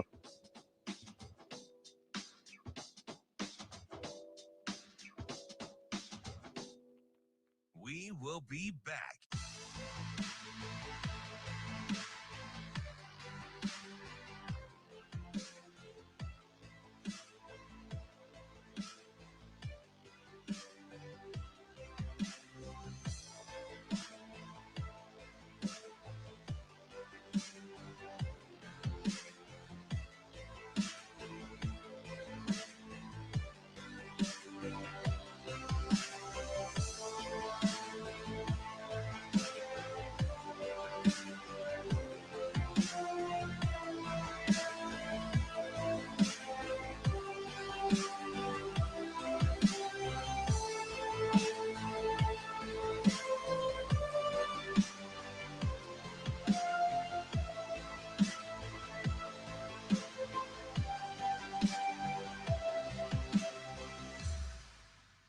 We will be back.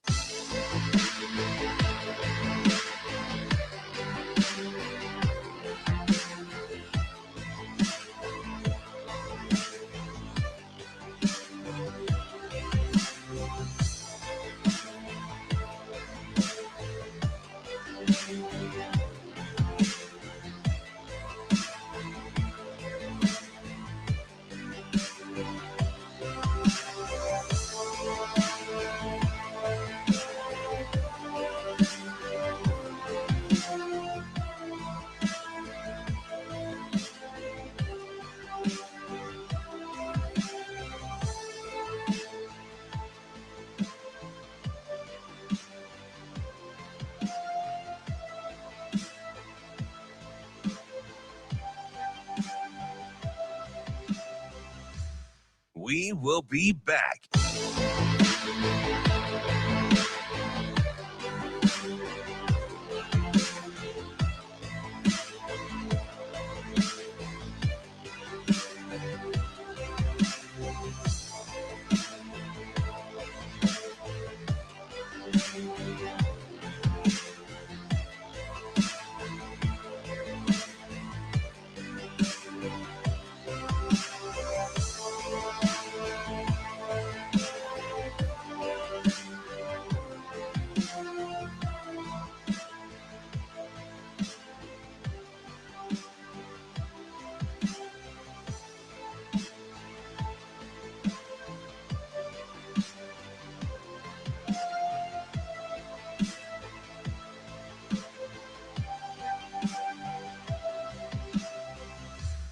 We will be back.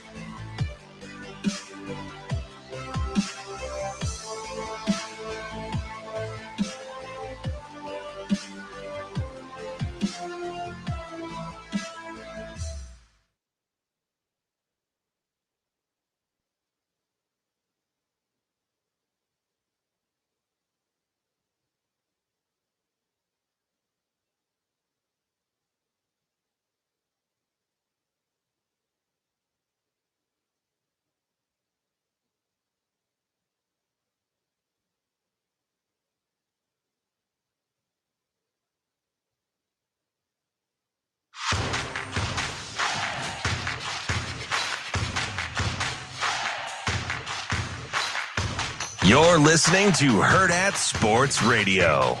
I think some of them understand, okay, here's what I need to do. And, really, I feel like we're 3 deep on the D line of guys who can go in. I think there's about nine, maybe 10 guys who are prepared to play. In fairness, I think, there's probably 4 linebackers and 3 jacks we'd put in the game right now, maybe 5. It's really in the secondary where we've been challenging some guys, right? Like, I mean, if you're here on scholarship and you're a DB and you're not starting on special teams, you have to really look at yourself and say, why? Like, I'm fast, I'm explosive. And so I've seen some of those guys. I think they've improved this week. We've really challenged them, and our season will go based upon our depth, and so we should have good depth. We have to just keep coaching it. Welcome back. Kicking off hour number 3 on Hurrdat Sports Radio, AM 590, ESPN Omaha, ESPN Tri-Cities, KFOR in Lincoln. And if you're a fan of the show and you're not going to be here on Friday for the breakfast, you got to be asking yourself, why? Right? Just like Coach Rule does with the defensive backs. Make sure you get to eventbrite.com to reserve your seat. Search Hurrdat Sports Radio. There'll be breakfast here. There'll be some breakfast cocktails if you're into that as well. And, hey, you can come and purchase a copy of the Hail Varsity Football Yearbook right here as well. We got you covered. Come hang out with DB and myself, presented by Ep Foundation Repair. Joining us now is Mike Schaefer from Husker 24/7. Schaefer, what's going on, man? Oh, just got that start of the season football cold that you dream of. You wait all off season for the cold to come around right as the season's about to start. My voice sounds terrible. I feel terrible. Let's go, boys. Let's do it. That's crazy. I had to give Zoe a breathing treatment this morning, man. Something must be in the air, Schaefer. Folks have been getting a little sicky lately. I thought it was. Are we sure it's not Husker fever? It might be something else. I don't know what it is, but I don't. So I'm in the weird spot now where it's like, I don't know if I'm giving my son, who's also sick, like if I'm the reason that he's sick, if he's the reason that I'm sick, somewhere in there, Toby's been sick. Yeah. It hasn't been the healthiest last 3 months for the Schaefers. There's some mutual kind of daycare. Back and forth. Let's keep that thing circulating.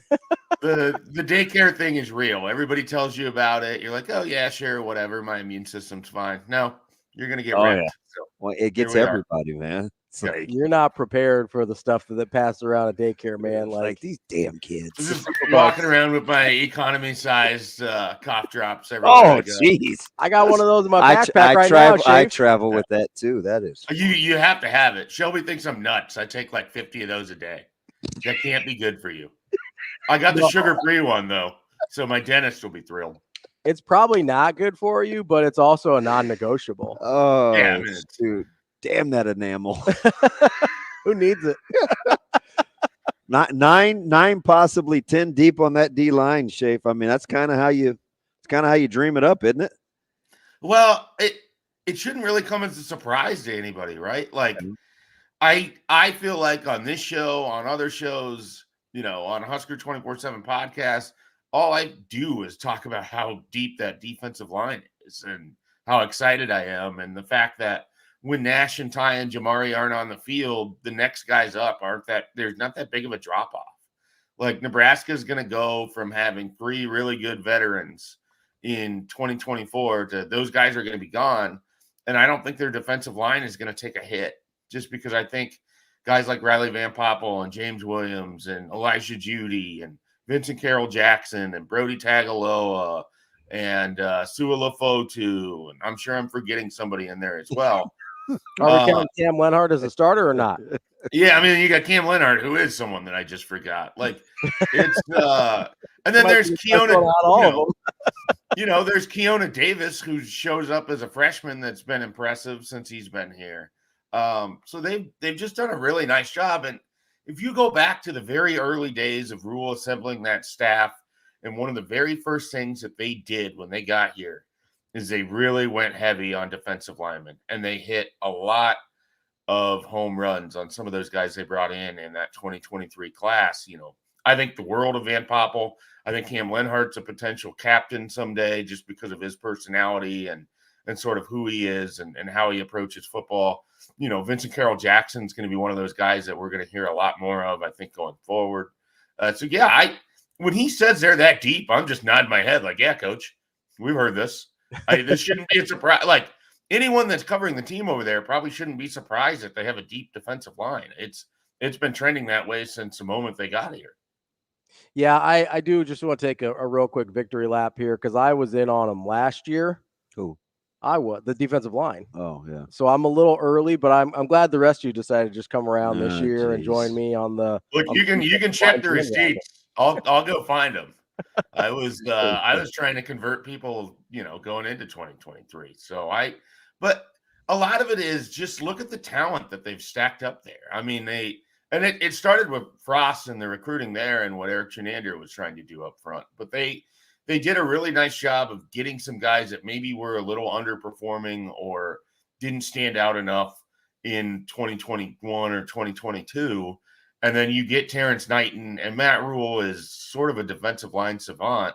It should have been obvious to everyone, just based on what he's done and where he's been, that they were going to have a good defensive line, and they do. Schaefer, with the in the defensive line talk, I think we all kind of assume that that's going to be the best unit on the team. Is that a fair assumption? That's where I'm at with it. That's their best unit. Who are you looking at as next in line in terms of the second best unit? Who do you have the most confidence in to be in that spot?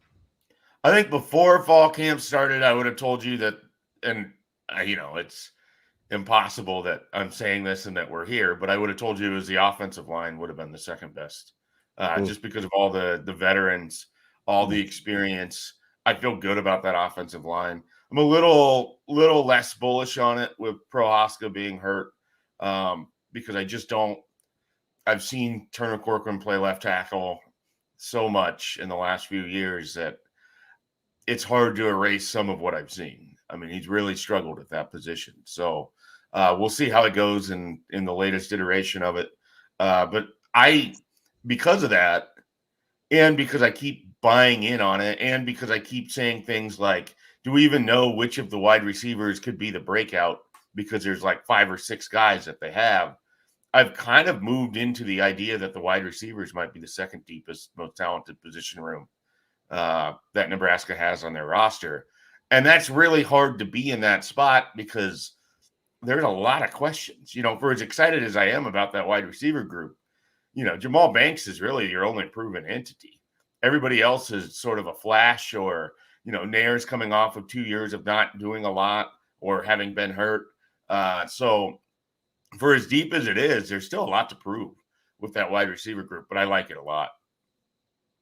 Listen, so here's the Schaefer. How soon after the mentioning of Raiola as the starting quarterback did you start to plug in at least statistically, or the way that you need him to play in your head? Like, I've been doing that since December 9th, Damon. I apologize to the quarterback competition, but I didn't treat it like a real one. Is that in addition to or separate than what you thought about the running backs in the offensive line? It's probably independent of it.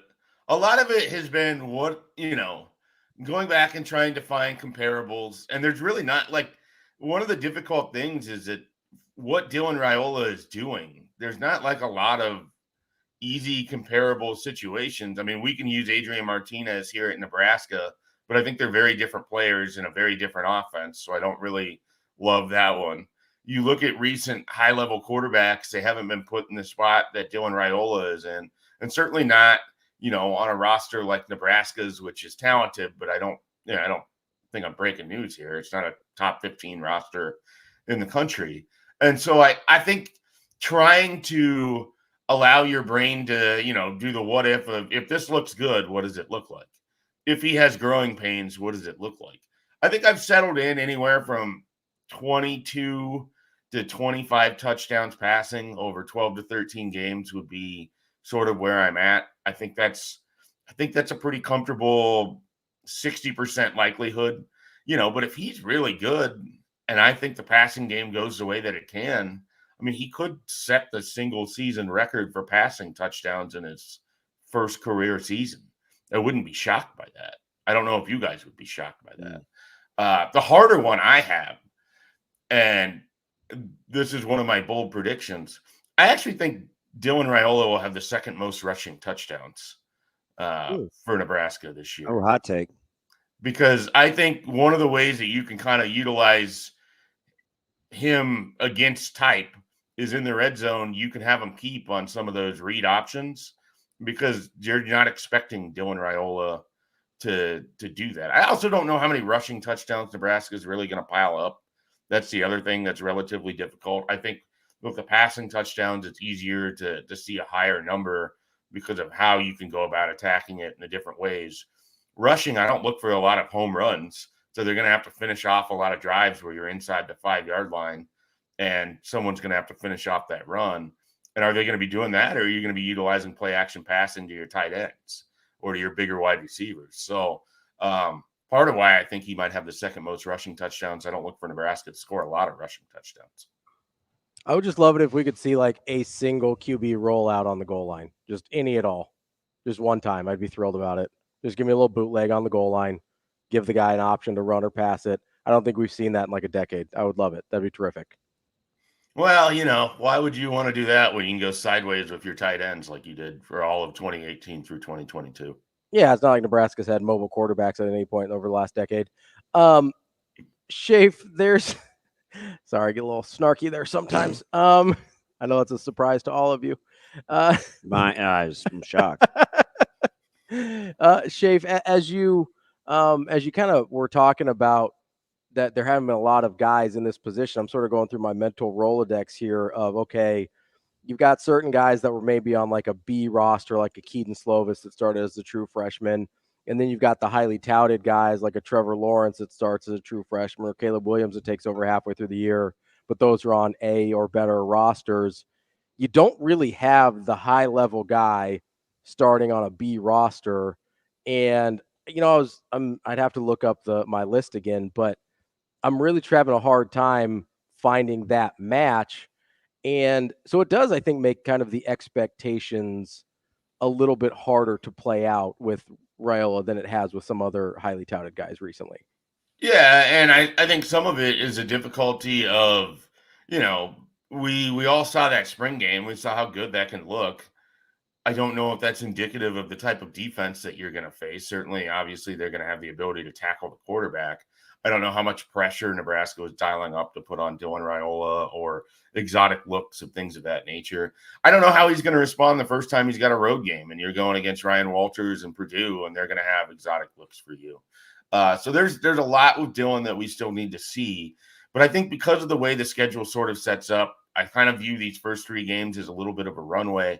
It wouldn't be surprising if you get a bulk of statistics that come out of the non-con, and then there's just a different looking style once you get into Big Ten play. And so that I think it's a big thing this weekend for him to develop easy confidence, have some of these quick, your first couple drives, have plays that you can tell he's comfortable with at practice, run those, let him kind of develop some confidence as he's out there playing, and then sort of see how it falls from there.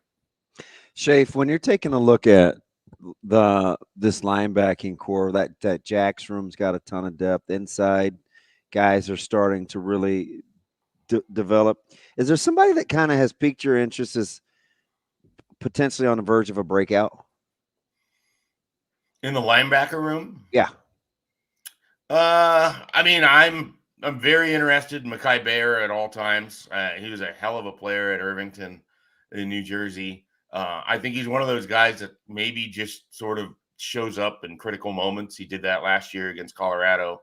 I think he's also fundamentally sound, which is, one of the things you want to see from a linebacking room. I can't shake this idea that we could see like John Bullock have a big season. I'm telling you he's going to be good, man. Ride that train, Schaefer. Get on board with me. I'm all in on Bullock. Just the way that he gets discussed by the coaching staff, the way that he kind of gets discussed by other players, like there's something about him that makes it seem like he's just one of those guys who's in the right spot at the right time. Like he does all the right things. He's a better athlete than what people will probably assume or give him credit for. Really good it's also one of those where it's a weird breakout because he's a senior and he's a former walk-on, and I think people keep thinking that someone else is going to take his job. But there's a world where he's maybe your best defensive player in 2024. He's going to be legit. How much of that with Bullock? I think I asked you this off air, DB. How much of it with Bullock is the former walk-on thing, where it's like, he can't be a good athlete. He's a walk-on. He's a fantastic athlete. I think it's hard for people to accept that a guy that they didn't know of until last year in the spring could just be in this position to be a really good linebacker. I mean, I think in part because Nebraska's recruited some names over the years, like that didn't hit. Randolph Kapai being one of them. We saw him playing for New Mexico actually this past weekend. That you kind of wonder what happened with the development at linebacker, and then how does a guy like John Bullock seemingly just hanging out on the roster? It took an entirely different staff to try something new to all of a sudden you have this, guy who could be one of your better defenders. I just think it's hard for people to put themselves in that mindset. Sometimes it's hard for me to put myself in that mindset. I keep thinking he's going to be kind of a cool, fun story, and he's a lot more than that. And so I have to divorce myself from that mindset. Dude's pretty good, man. Do we do the same thing with Bayer to a certain extent? Maybe. I'm not sure. I would think that there'd be more helium with a guy like that because he makes splash plays and he's a really, really good athlete. And again, it might not mean anything to he's a good interview fans, but he also he was a hell of a player in high school. Like he was the top defensive player in his conference, in his class. Like the way that his high school teammates and his coaches talk about him. Like he's just a guy that kept showing up and kept making play after play after play. That's kind of why I think he's also a potential breakout and someone who could really stand to take advantage of Javen Wright's status being unavailable. Mekhi Bayer is going to get more playing time because of it. Schaefer, you mentioned that you thought Bullock could be possibly the best player on that defense. I think there's a few candidates there. There's a lot of candidates. If you had to bet on a defensive MVP for the season, where's your money going? My immediate reaction, immediate money goes to Jamari Butler.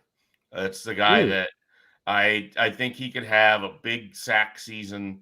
I think he's someone that is at the right place in his career to really kind of explode. So Jamari Butler is where I go to right away. And then from there, like you have the John Bullocks, the Isaac Giffords. Deshaun Singleton is someone that could have a really big effect on this season. It's weird because I don't say Nash and I don't say Ty, even though they're both really, really consistent and really, really good.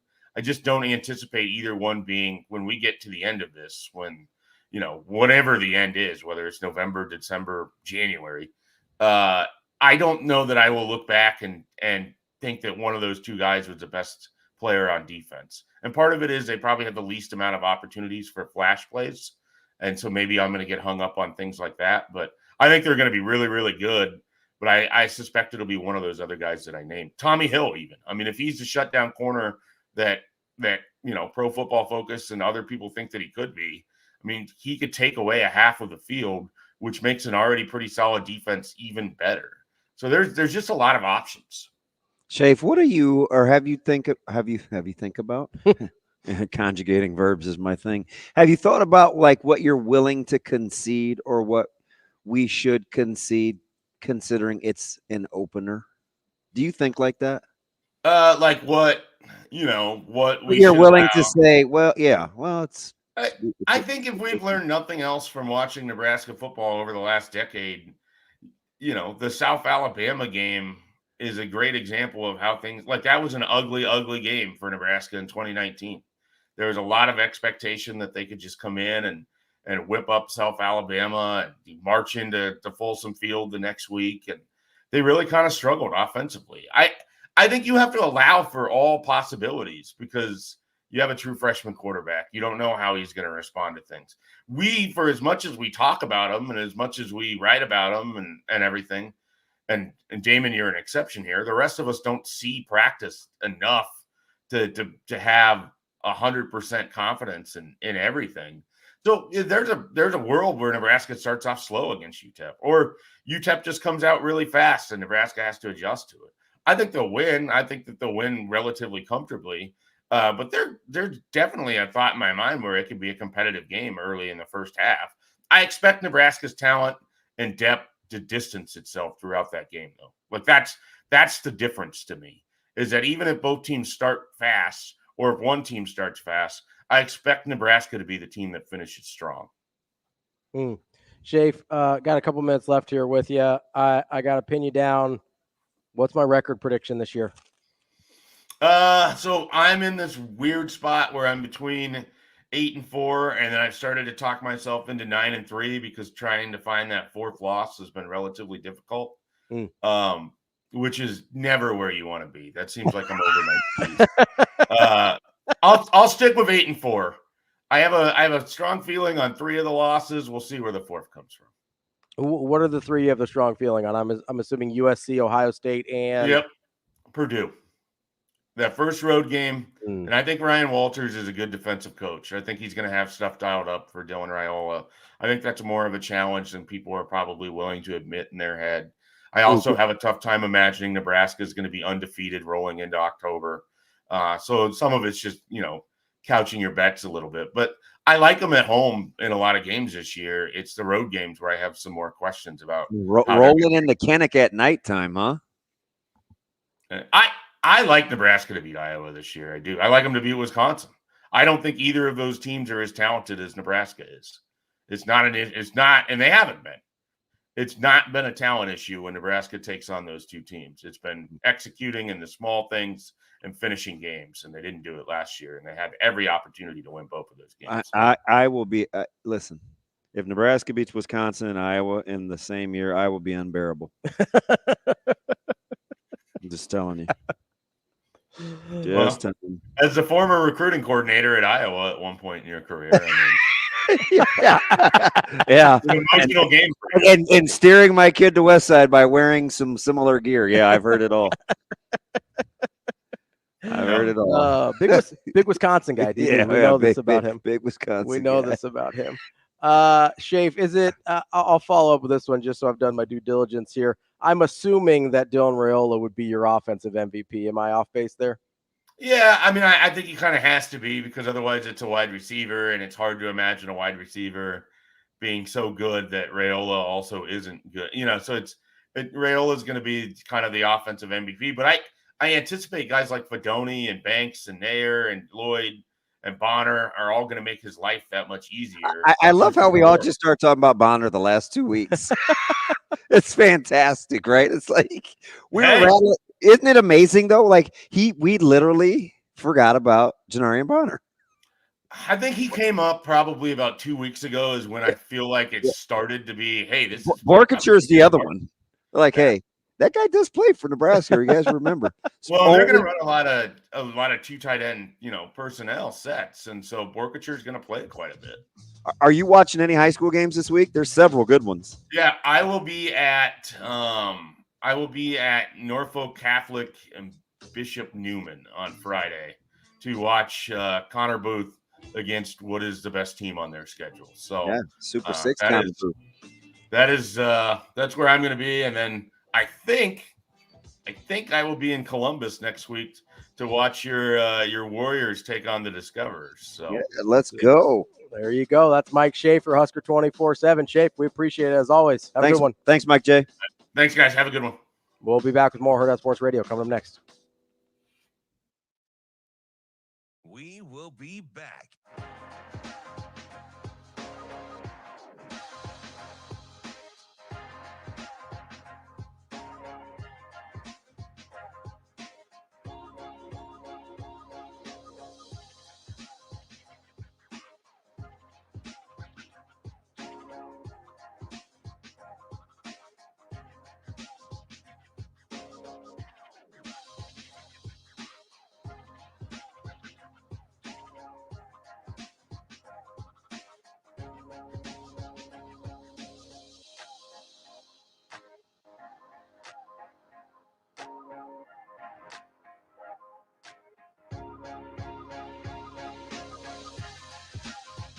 We will be back.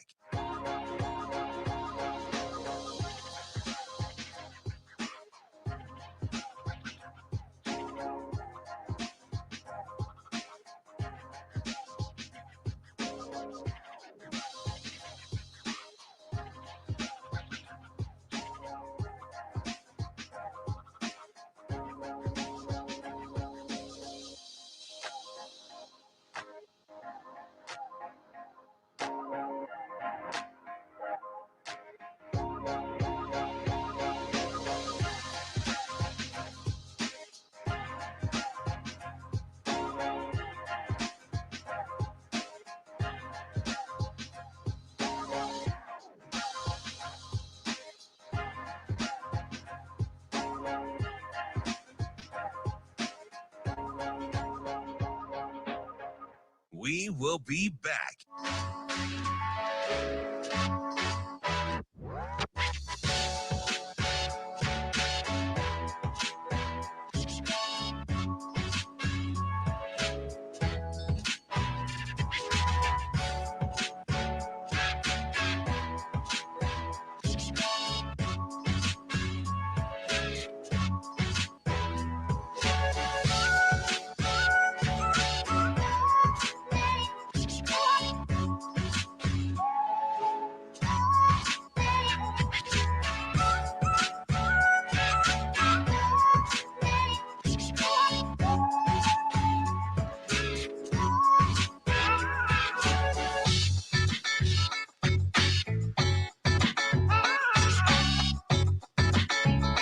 We will be back.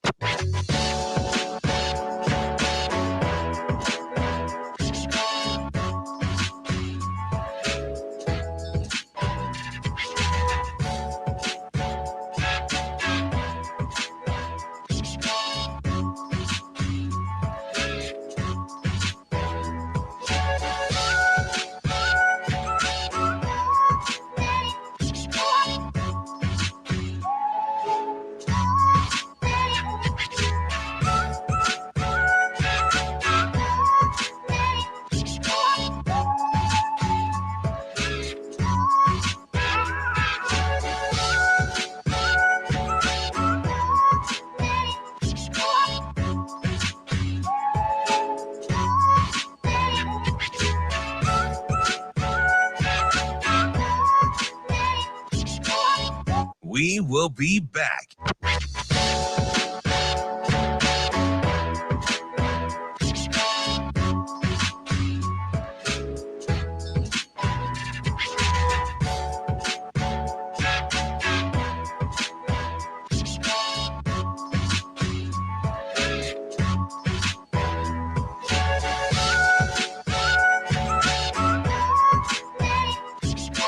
We will be back.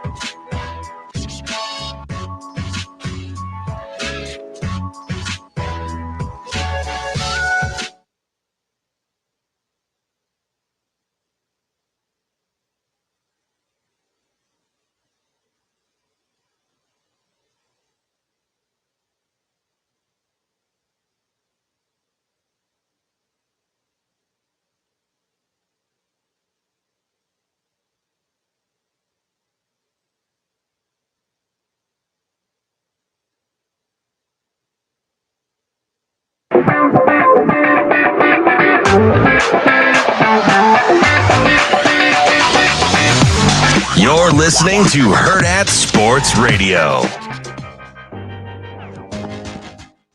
We're back here on Hurrdat Sports Radio, AM 590, ESPN Omaha, ESPN Tri-Cities, KFOR in Lincoln. That's DB. I'm Ravi Lulla here on the Pillar Exterior stage.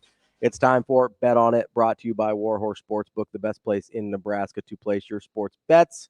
Warhorse Sportsbook, no bets, no glory. DB. Well, I smell bet. I'm going to ask you to make the same bets that I asked Mike J. Schaefer to make. Let's start with your offensive MVP, because I think it's a little bit easier. Oh, fudge.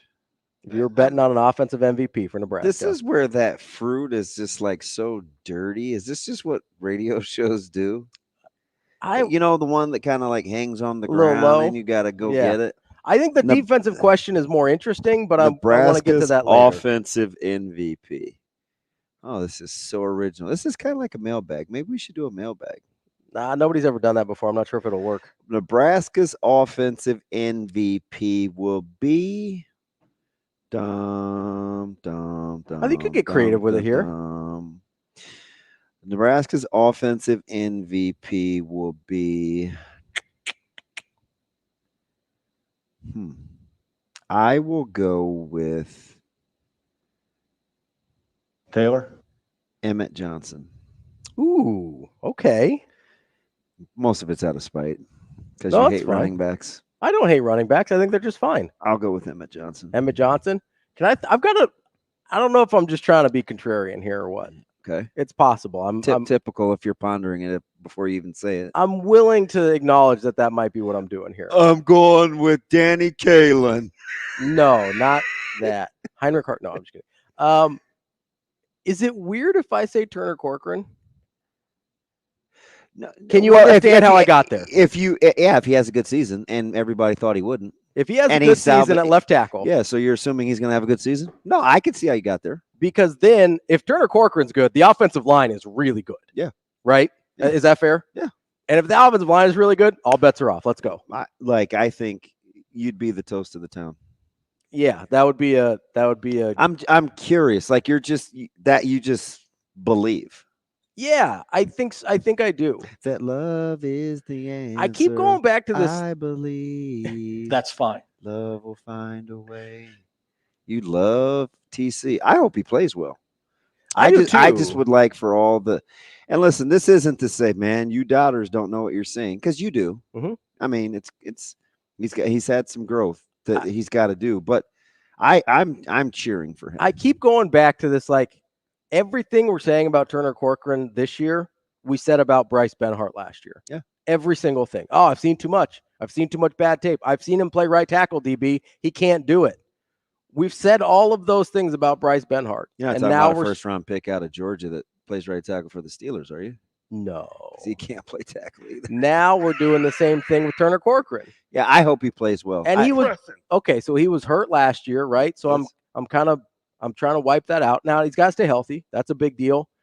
But you're telling me that pick him. I am. That's my guy. Go Ravi. You're telling me that Donnie can't do the same thing to Corcoran that he did to Benhart? I'm cheering my brains out for you. I think if he's good, all bets are off. Yeah. No, that would be spectacular. Like, yeah. If he's good, the offense is good. Go Ravi. Defensive MVP. Do you have a guy? Tough. Look at the schedule. How do they need to play? Who can stay? So this has got to be, because I think this is actually an interesting question. It's got to be a guy I think can play a ton of games. Yeah. So got to stay healthy. Got to be in a position to make impactful plays. Some of that's schematic, right? Like the defense is going to sort of funnel certain things to certain people. I'm going to go with Bullock. That's your guy. You've been riding with Bullock.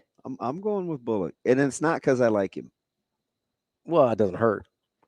Well, I like a lot of other guys more. I mean, clearly I'm a gift guy. Yeah. I thought you might go Gifford. Here. I'm going to go Bullock. Okay. I don't know. Maybe I'm overthinking it. I just think I know how the secondary is going to play out. So I'm going with Bullock. Am I crazy Stop asking me that. Well, I just want to know what you think. Well, I'll tell you after you tell me. MJ Sherman. No, go with it. I like him. I think at that jack spot, he's going to have an opportunity to make a lot of splash plays. Now, he's going to be splitting some time. He is. But so did Jamari.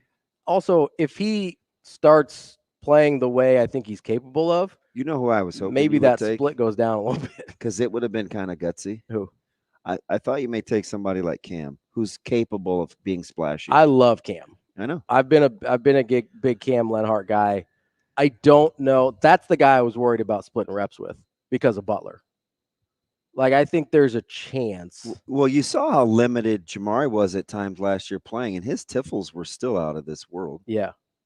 I mean, now he's bulked up, kind of looks more the part. I'm a huge JB fan. I wonder. If nothing else, the stones that he has yucking it up with Coach Rule. Yeah. I mean, he is sock that dude. There are certain guys that are just like that. Yeah. Buford's a little like that. Yeah. Kind of regardless of the coach, though, right? Like there's some guys that just have a comfortability with it. You should have taken Buford. Buford's an interesting one. He is. He'd be a nice wild card to get odds on, too. Yeah, you'd get good money on it. So the thing about Buf that I'm afraid of is he's never been healthy, which is why I didn't take Singleton either. Yeah. Because I need games If played. you get a full year out of Singleton or Buford, you would feel good. I need games played. You'd feel really good. I do understand the concern with splitting reps on MJ Sherman. I have more concern about Cam Lenhart splitting reps, though, because of Butler. Really? Like, that's a guy that I feel like is going to. Those guys playing waves, baby. I know. You're going to be able to put I low-key, because I was kind of on this early with with the weight loss and everything, I low-key almost went Nash. Mm. Because I think he's going to finish a lot of those plays he didn't get to last year, the ones that he was a half step slow on. Absolutely. So I almost went Nash. The Amazing Daniel's got one for you. But I know your philosophy, though. Yeah. On Corcoran. Yeah. Because he would be your hero for being something that he's never been before. Most people aren't confident in him being. And he's really the only question mark on that offensive line. And how would you like to be him? You talk about not having to read the newspaper or press clippings or get off social media. So that's really what he's saying, because you got to have some fortitude. Because AD or the Amazing Daniel said, can you name another season in which you'd have considered an O-lineman an offensive MVP? You wouldn't have to be good. You'd have to be Shields, Remington, Steinkuhler, Wiegert level, not just really good. Yeah, it's a fair point. It really is. It is. Plus, if that O-line is balling, somebody's having a big offensive year too. For sure. But that's why I like you kind of, you pulled an Amazing Daniel thing. You set the parameters on why you'd pick it. Yeah. And I think, I just think if he's good, the offensive line is going to be really, really good, and everything's going to flow from that. Yeah. And I genuinely think that's on the table. I'm not just trying to throw it back at people, because I just keep coming back to this idea, and Schaefer brought it up too. I just keep coming back to this idea. Okay, if we felt that good about Prohaska, does it not matter? But that's what I never got, though, because I never got the sense anybody felt good about anybody over there. I think it was a depth thing, like, oh, hey, we have options. Sure. I think they loved the options. Sure. That's why I didn't understand the doom and gloom. Well, and I think there were some people. I think both of us. Go ahead. My man JB in Kansas City's a nut. What do you say? He said, oh, you're a JB fan? But I've already said I was a Joe and Casey guy. Oh, yeah.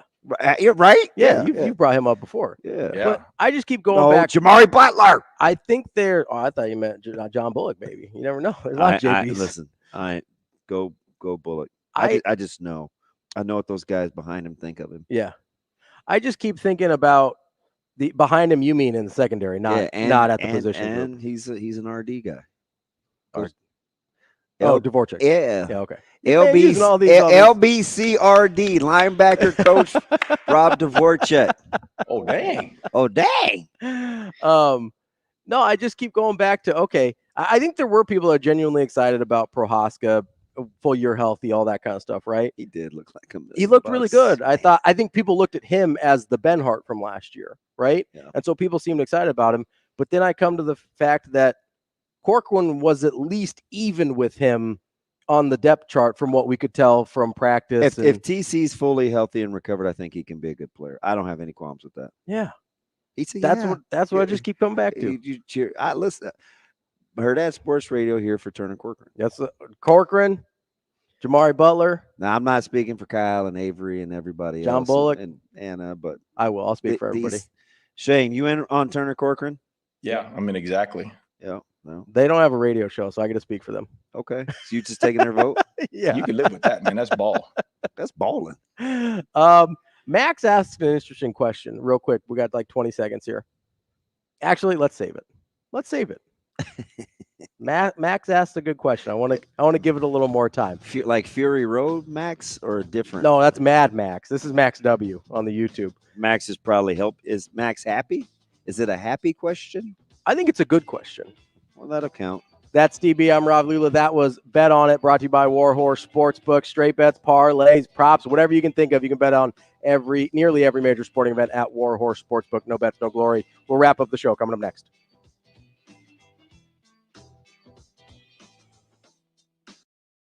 We will be back.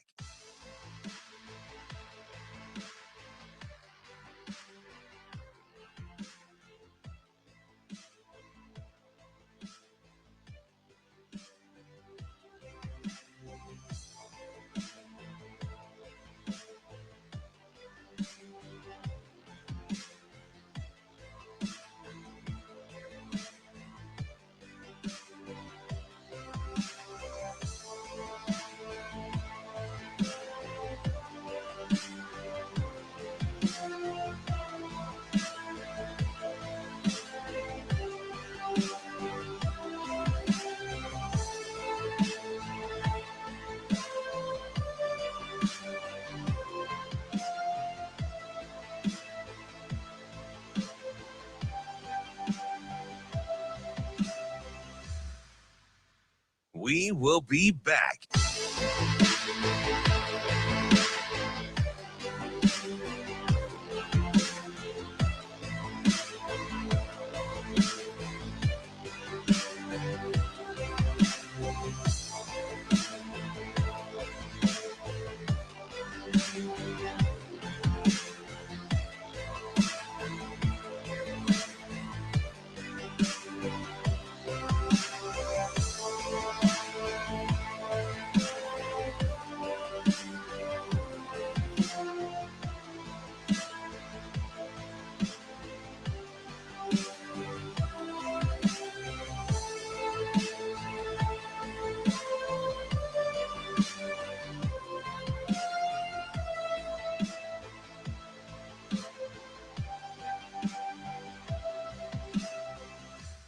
We will be back.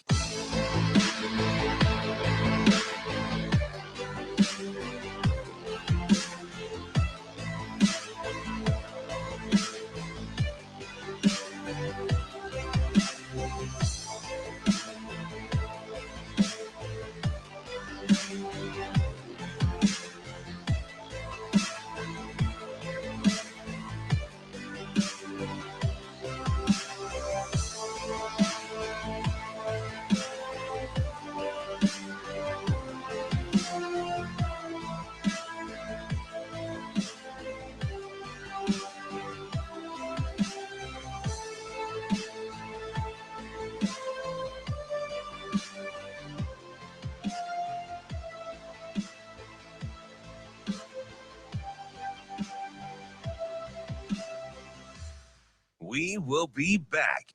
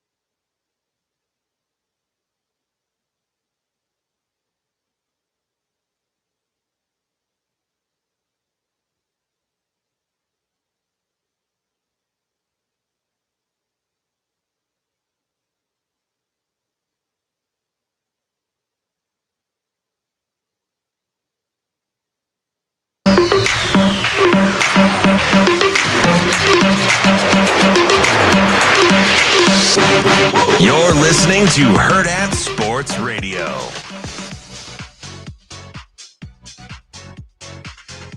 Wrapping up the show here on Hurrdat Sports Radio, AM 590, ESPN Omaha, ESPN Tri-Cities, KFOR in Lincoln. That's DB. I'm Ravi Lulla here at Hurrdat Sports Bar and Grill.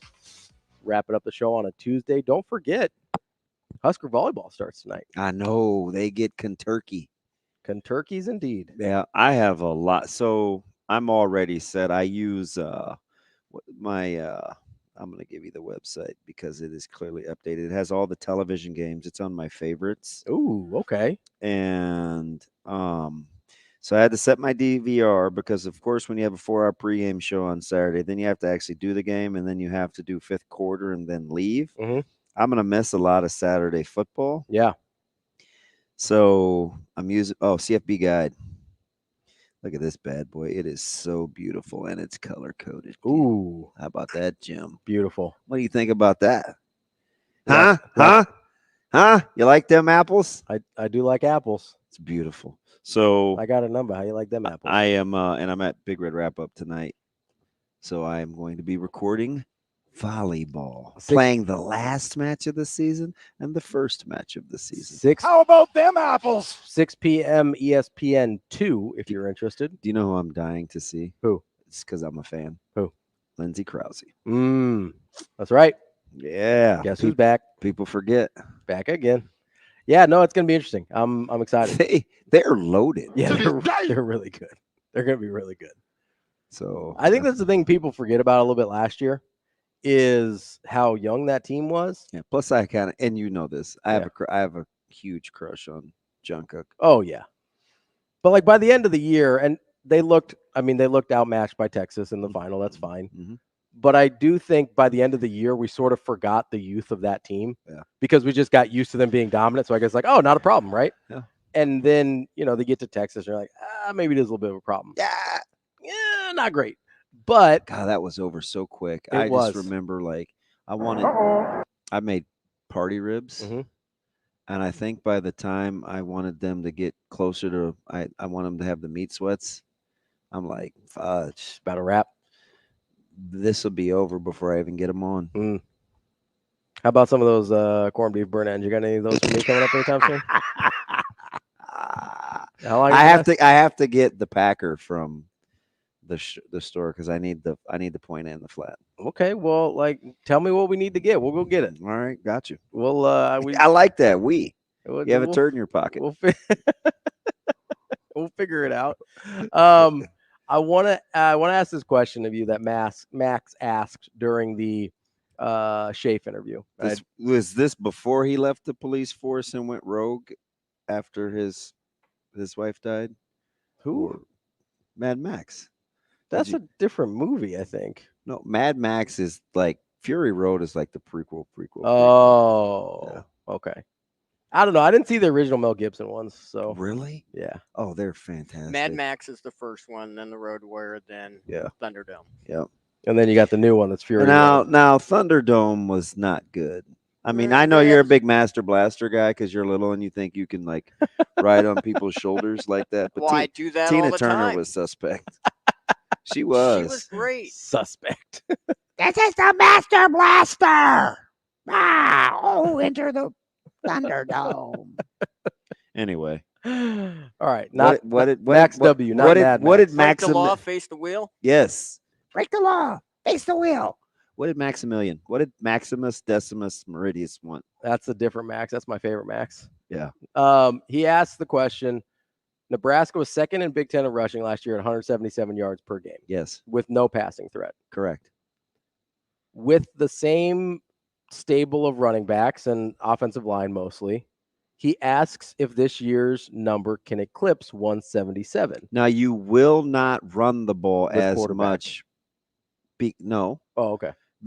Because you'll complete some of those passes, Mhm. which therefore will limit some of those rushing opportunities. True. Right? They won't be empty plays. And you're trading QB run game for a passing threat. Correct. So does that even out to get you back to that 177 or in that neighborhood? Depends on how good the RPO game is. If Dylan can manipulate the RPO world, which I think he can. Well, I mean, Coach Rule said he could. And then you are able to run the football because it's difficult to defend. Yes. Yeah. Especially for your adjusters. Because you're guys that putting play on the people outs- in. Yeah, they're in conflict. They got to make a good decision with bad information. They are truly in conflict. Yeah. So, gosh, could they go for 176? I felt like this is interesting because somebody said this about the defense yesterday in the chat. Was it Josh? Was it Josh D? Maybe. Somebody said, hey, about having a better why do we think it's a better defense? And oh yeah. Then I got back into what we talked about in February, right? Where you could be a better defense and the numbers could be different. And the numbers could be different. Yeah. Right? Are you turning teams over? Are you getting off the field on third What's long? your third and long situation look like? Yeah. So there's that. Splash plays versus consistency. Same as you could be a better running football team. Fewer yards. If you score more rushing touchdowns. I just 16 last year. Is that the number? 14. 14. It's a bad number. Well, it's for as well as they rushed it. It was a bad number. Again, when you have more rushing yards per game than Michigan. And a third of the touchdowns, I think. Well, yeah, Michigan had 26 more rushing touchdowns. Yeah, because they were at 40, right? Yeah. So basically a third. It's crazy. Yeah, that's a problem. So right, let's so say, you need more rushing touch. How about Schaef's bold prediction that Dylan would lead them in rushing touchdowns? Like, I hope not. I hope not too. Can somebody just get to like 8 or 9? Can you get somebody at like 8, somebody else at 5 or 6? You know, Dylan might have like 3 or 4, maybe. Georgia had 40 rushing touchdowns. Yeah. Michigan, 40 rushing touchdowns. Nebraska at least needs to double what they had last year for rushing touchdowns. That would be awesome. Like 25 to 28. I think you're in a much better position. So I do like, if I'm going to if I'm going to take something from last year, I would just slightly bump up the YPCs from the running backs too, because I think that was about 4.6, 4.7. That would be it'd be awesome if it was 5. I remember we used to make fun of each other if you couldn't rush the ball for 5 yards a carry. How attainable is 5 for a team? Oh, per? Yeah, that'd be tough. I think. Are we factoring in quarterback? I would have to Google like national averages. Yeah. It seems like 5 yards every time you run the ball would be you'd win a lot. Games. Yeah. That seems like a lot. So they were at 4.4 last year. Yeah. That's going to I would imagine tops around the country would probably be 4.9-ish. And I know it doesn't seem like much. But I'm totally guessing. I'm looking. But yeah, I'm curious. Yeah, I think 5 seems like a lot. 5 does seem high. I don't know if you're going to get 5 across a team. Yeah, maybe net. Maybe net. We've got yards per game. I'm looking for it here. Yeah. But I think that's going to be really challenging to get to. But what if, so they were 4.4 last year. Can you get to, like, how much of a difference is there between 4.4 and 4.7? A lot, I think. Like, how much of a difference does it make, I guess? So. Does that make sense? It depends on where the minus yards are coming from. If it's just running back numbers, it's not significant. If you're not getting sacked or having losses, it's very significant. You know what I mean? Yeah. So you've got a handful of teams. I mean, you got a decent amount of teams last year that cracked 5. Okay. Now, some of them are your real run-heavy concept teams like Liberty. You've got LSU in there who was thrown off by Daniel's prolific running. See, and you know why you know how they get there? They don't give up quarterback. They don't get yards for loss. Yeah. An interesting one is Oregon. Not really. It makes sense. It does make sense, but you don't look like Bo Nix wasn't the runner that like a Jane Daniels is. But he doesn't get lost.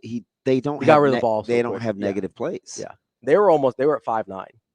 They were almost at 6. That's incredible. Like, that's a great number. But there's a lot of teams. I mean, Georgia Tech was at 5.4 last year. Makes sense. Quarterback run game. Yeah, quarterback run game. So can you get to 5 without QB run game? I don't know. That's kind of what I'm thinking. That's right, because you don't get those minus yards that add up in a hurry. Yeah.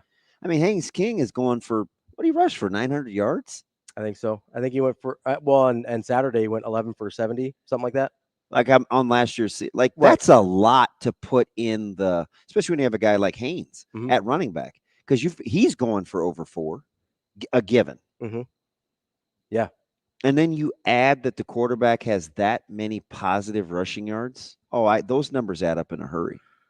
You've got some interesting ones in here that you don't have QB run game on, but what was Georgia? That's where I was going. 5.3. Okay. But you also how much of an outlier are they because of talent? Well, they ran for over $190 a game too. Yeah, 191, 40 touchdowns. Yeah. But they went 5.3 per. I definitely committed that to memory. Notre Dame went. Well, you're seeing how good Estime is. 5.3 per. Don't give up a ton of lost yards either. How good is Estime for Denver right now? Yeah. Yeah. Might be a good get. And I never could was enamored with him because I can't stand the running style. Yeah. Just doesn't fit your eye. No, but he is awful effective. Can Nebraska replicate a North Carolina from last year? 5-0. That would be nice. That's pretty good. Stylistically, yeah, is it replicable for Nebraska? Yeah. I think North Carolina. Because May wasn't that guy. No, he's not. Even though, as we're figuring out, he's a lot better athlete than we gave him credit for. He can move, but he wasn't running a lot. Yeah. Can Nebraska be North Carolina? I like that. That would be great, too, because I love Carolina. Hey, we would take it. Just no baby blues in Lincoln. It's a good question, Max. That's DB. I'm Ravi Lulla. We'll be back tomorrow with more Hurrdat Sports Radio. See you. Have a good day. Love you.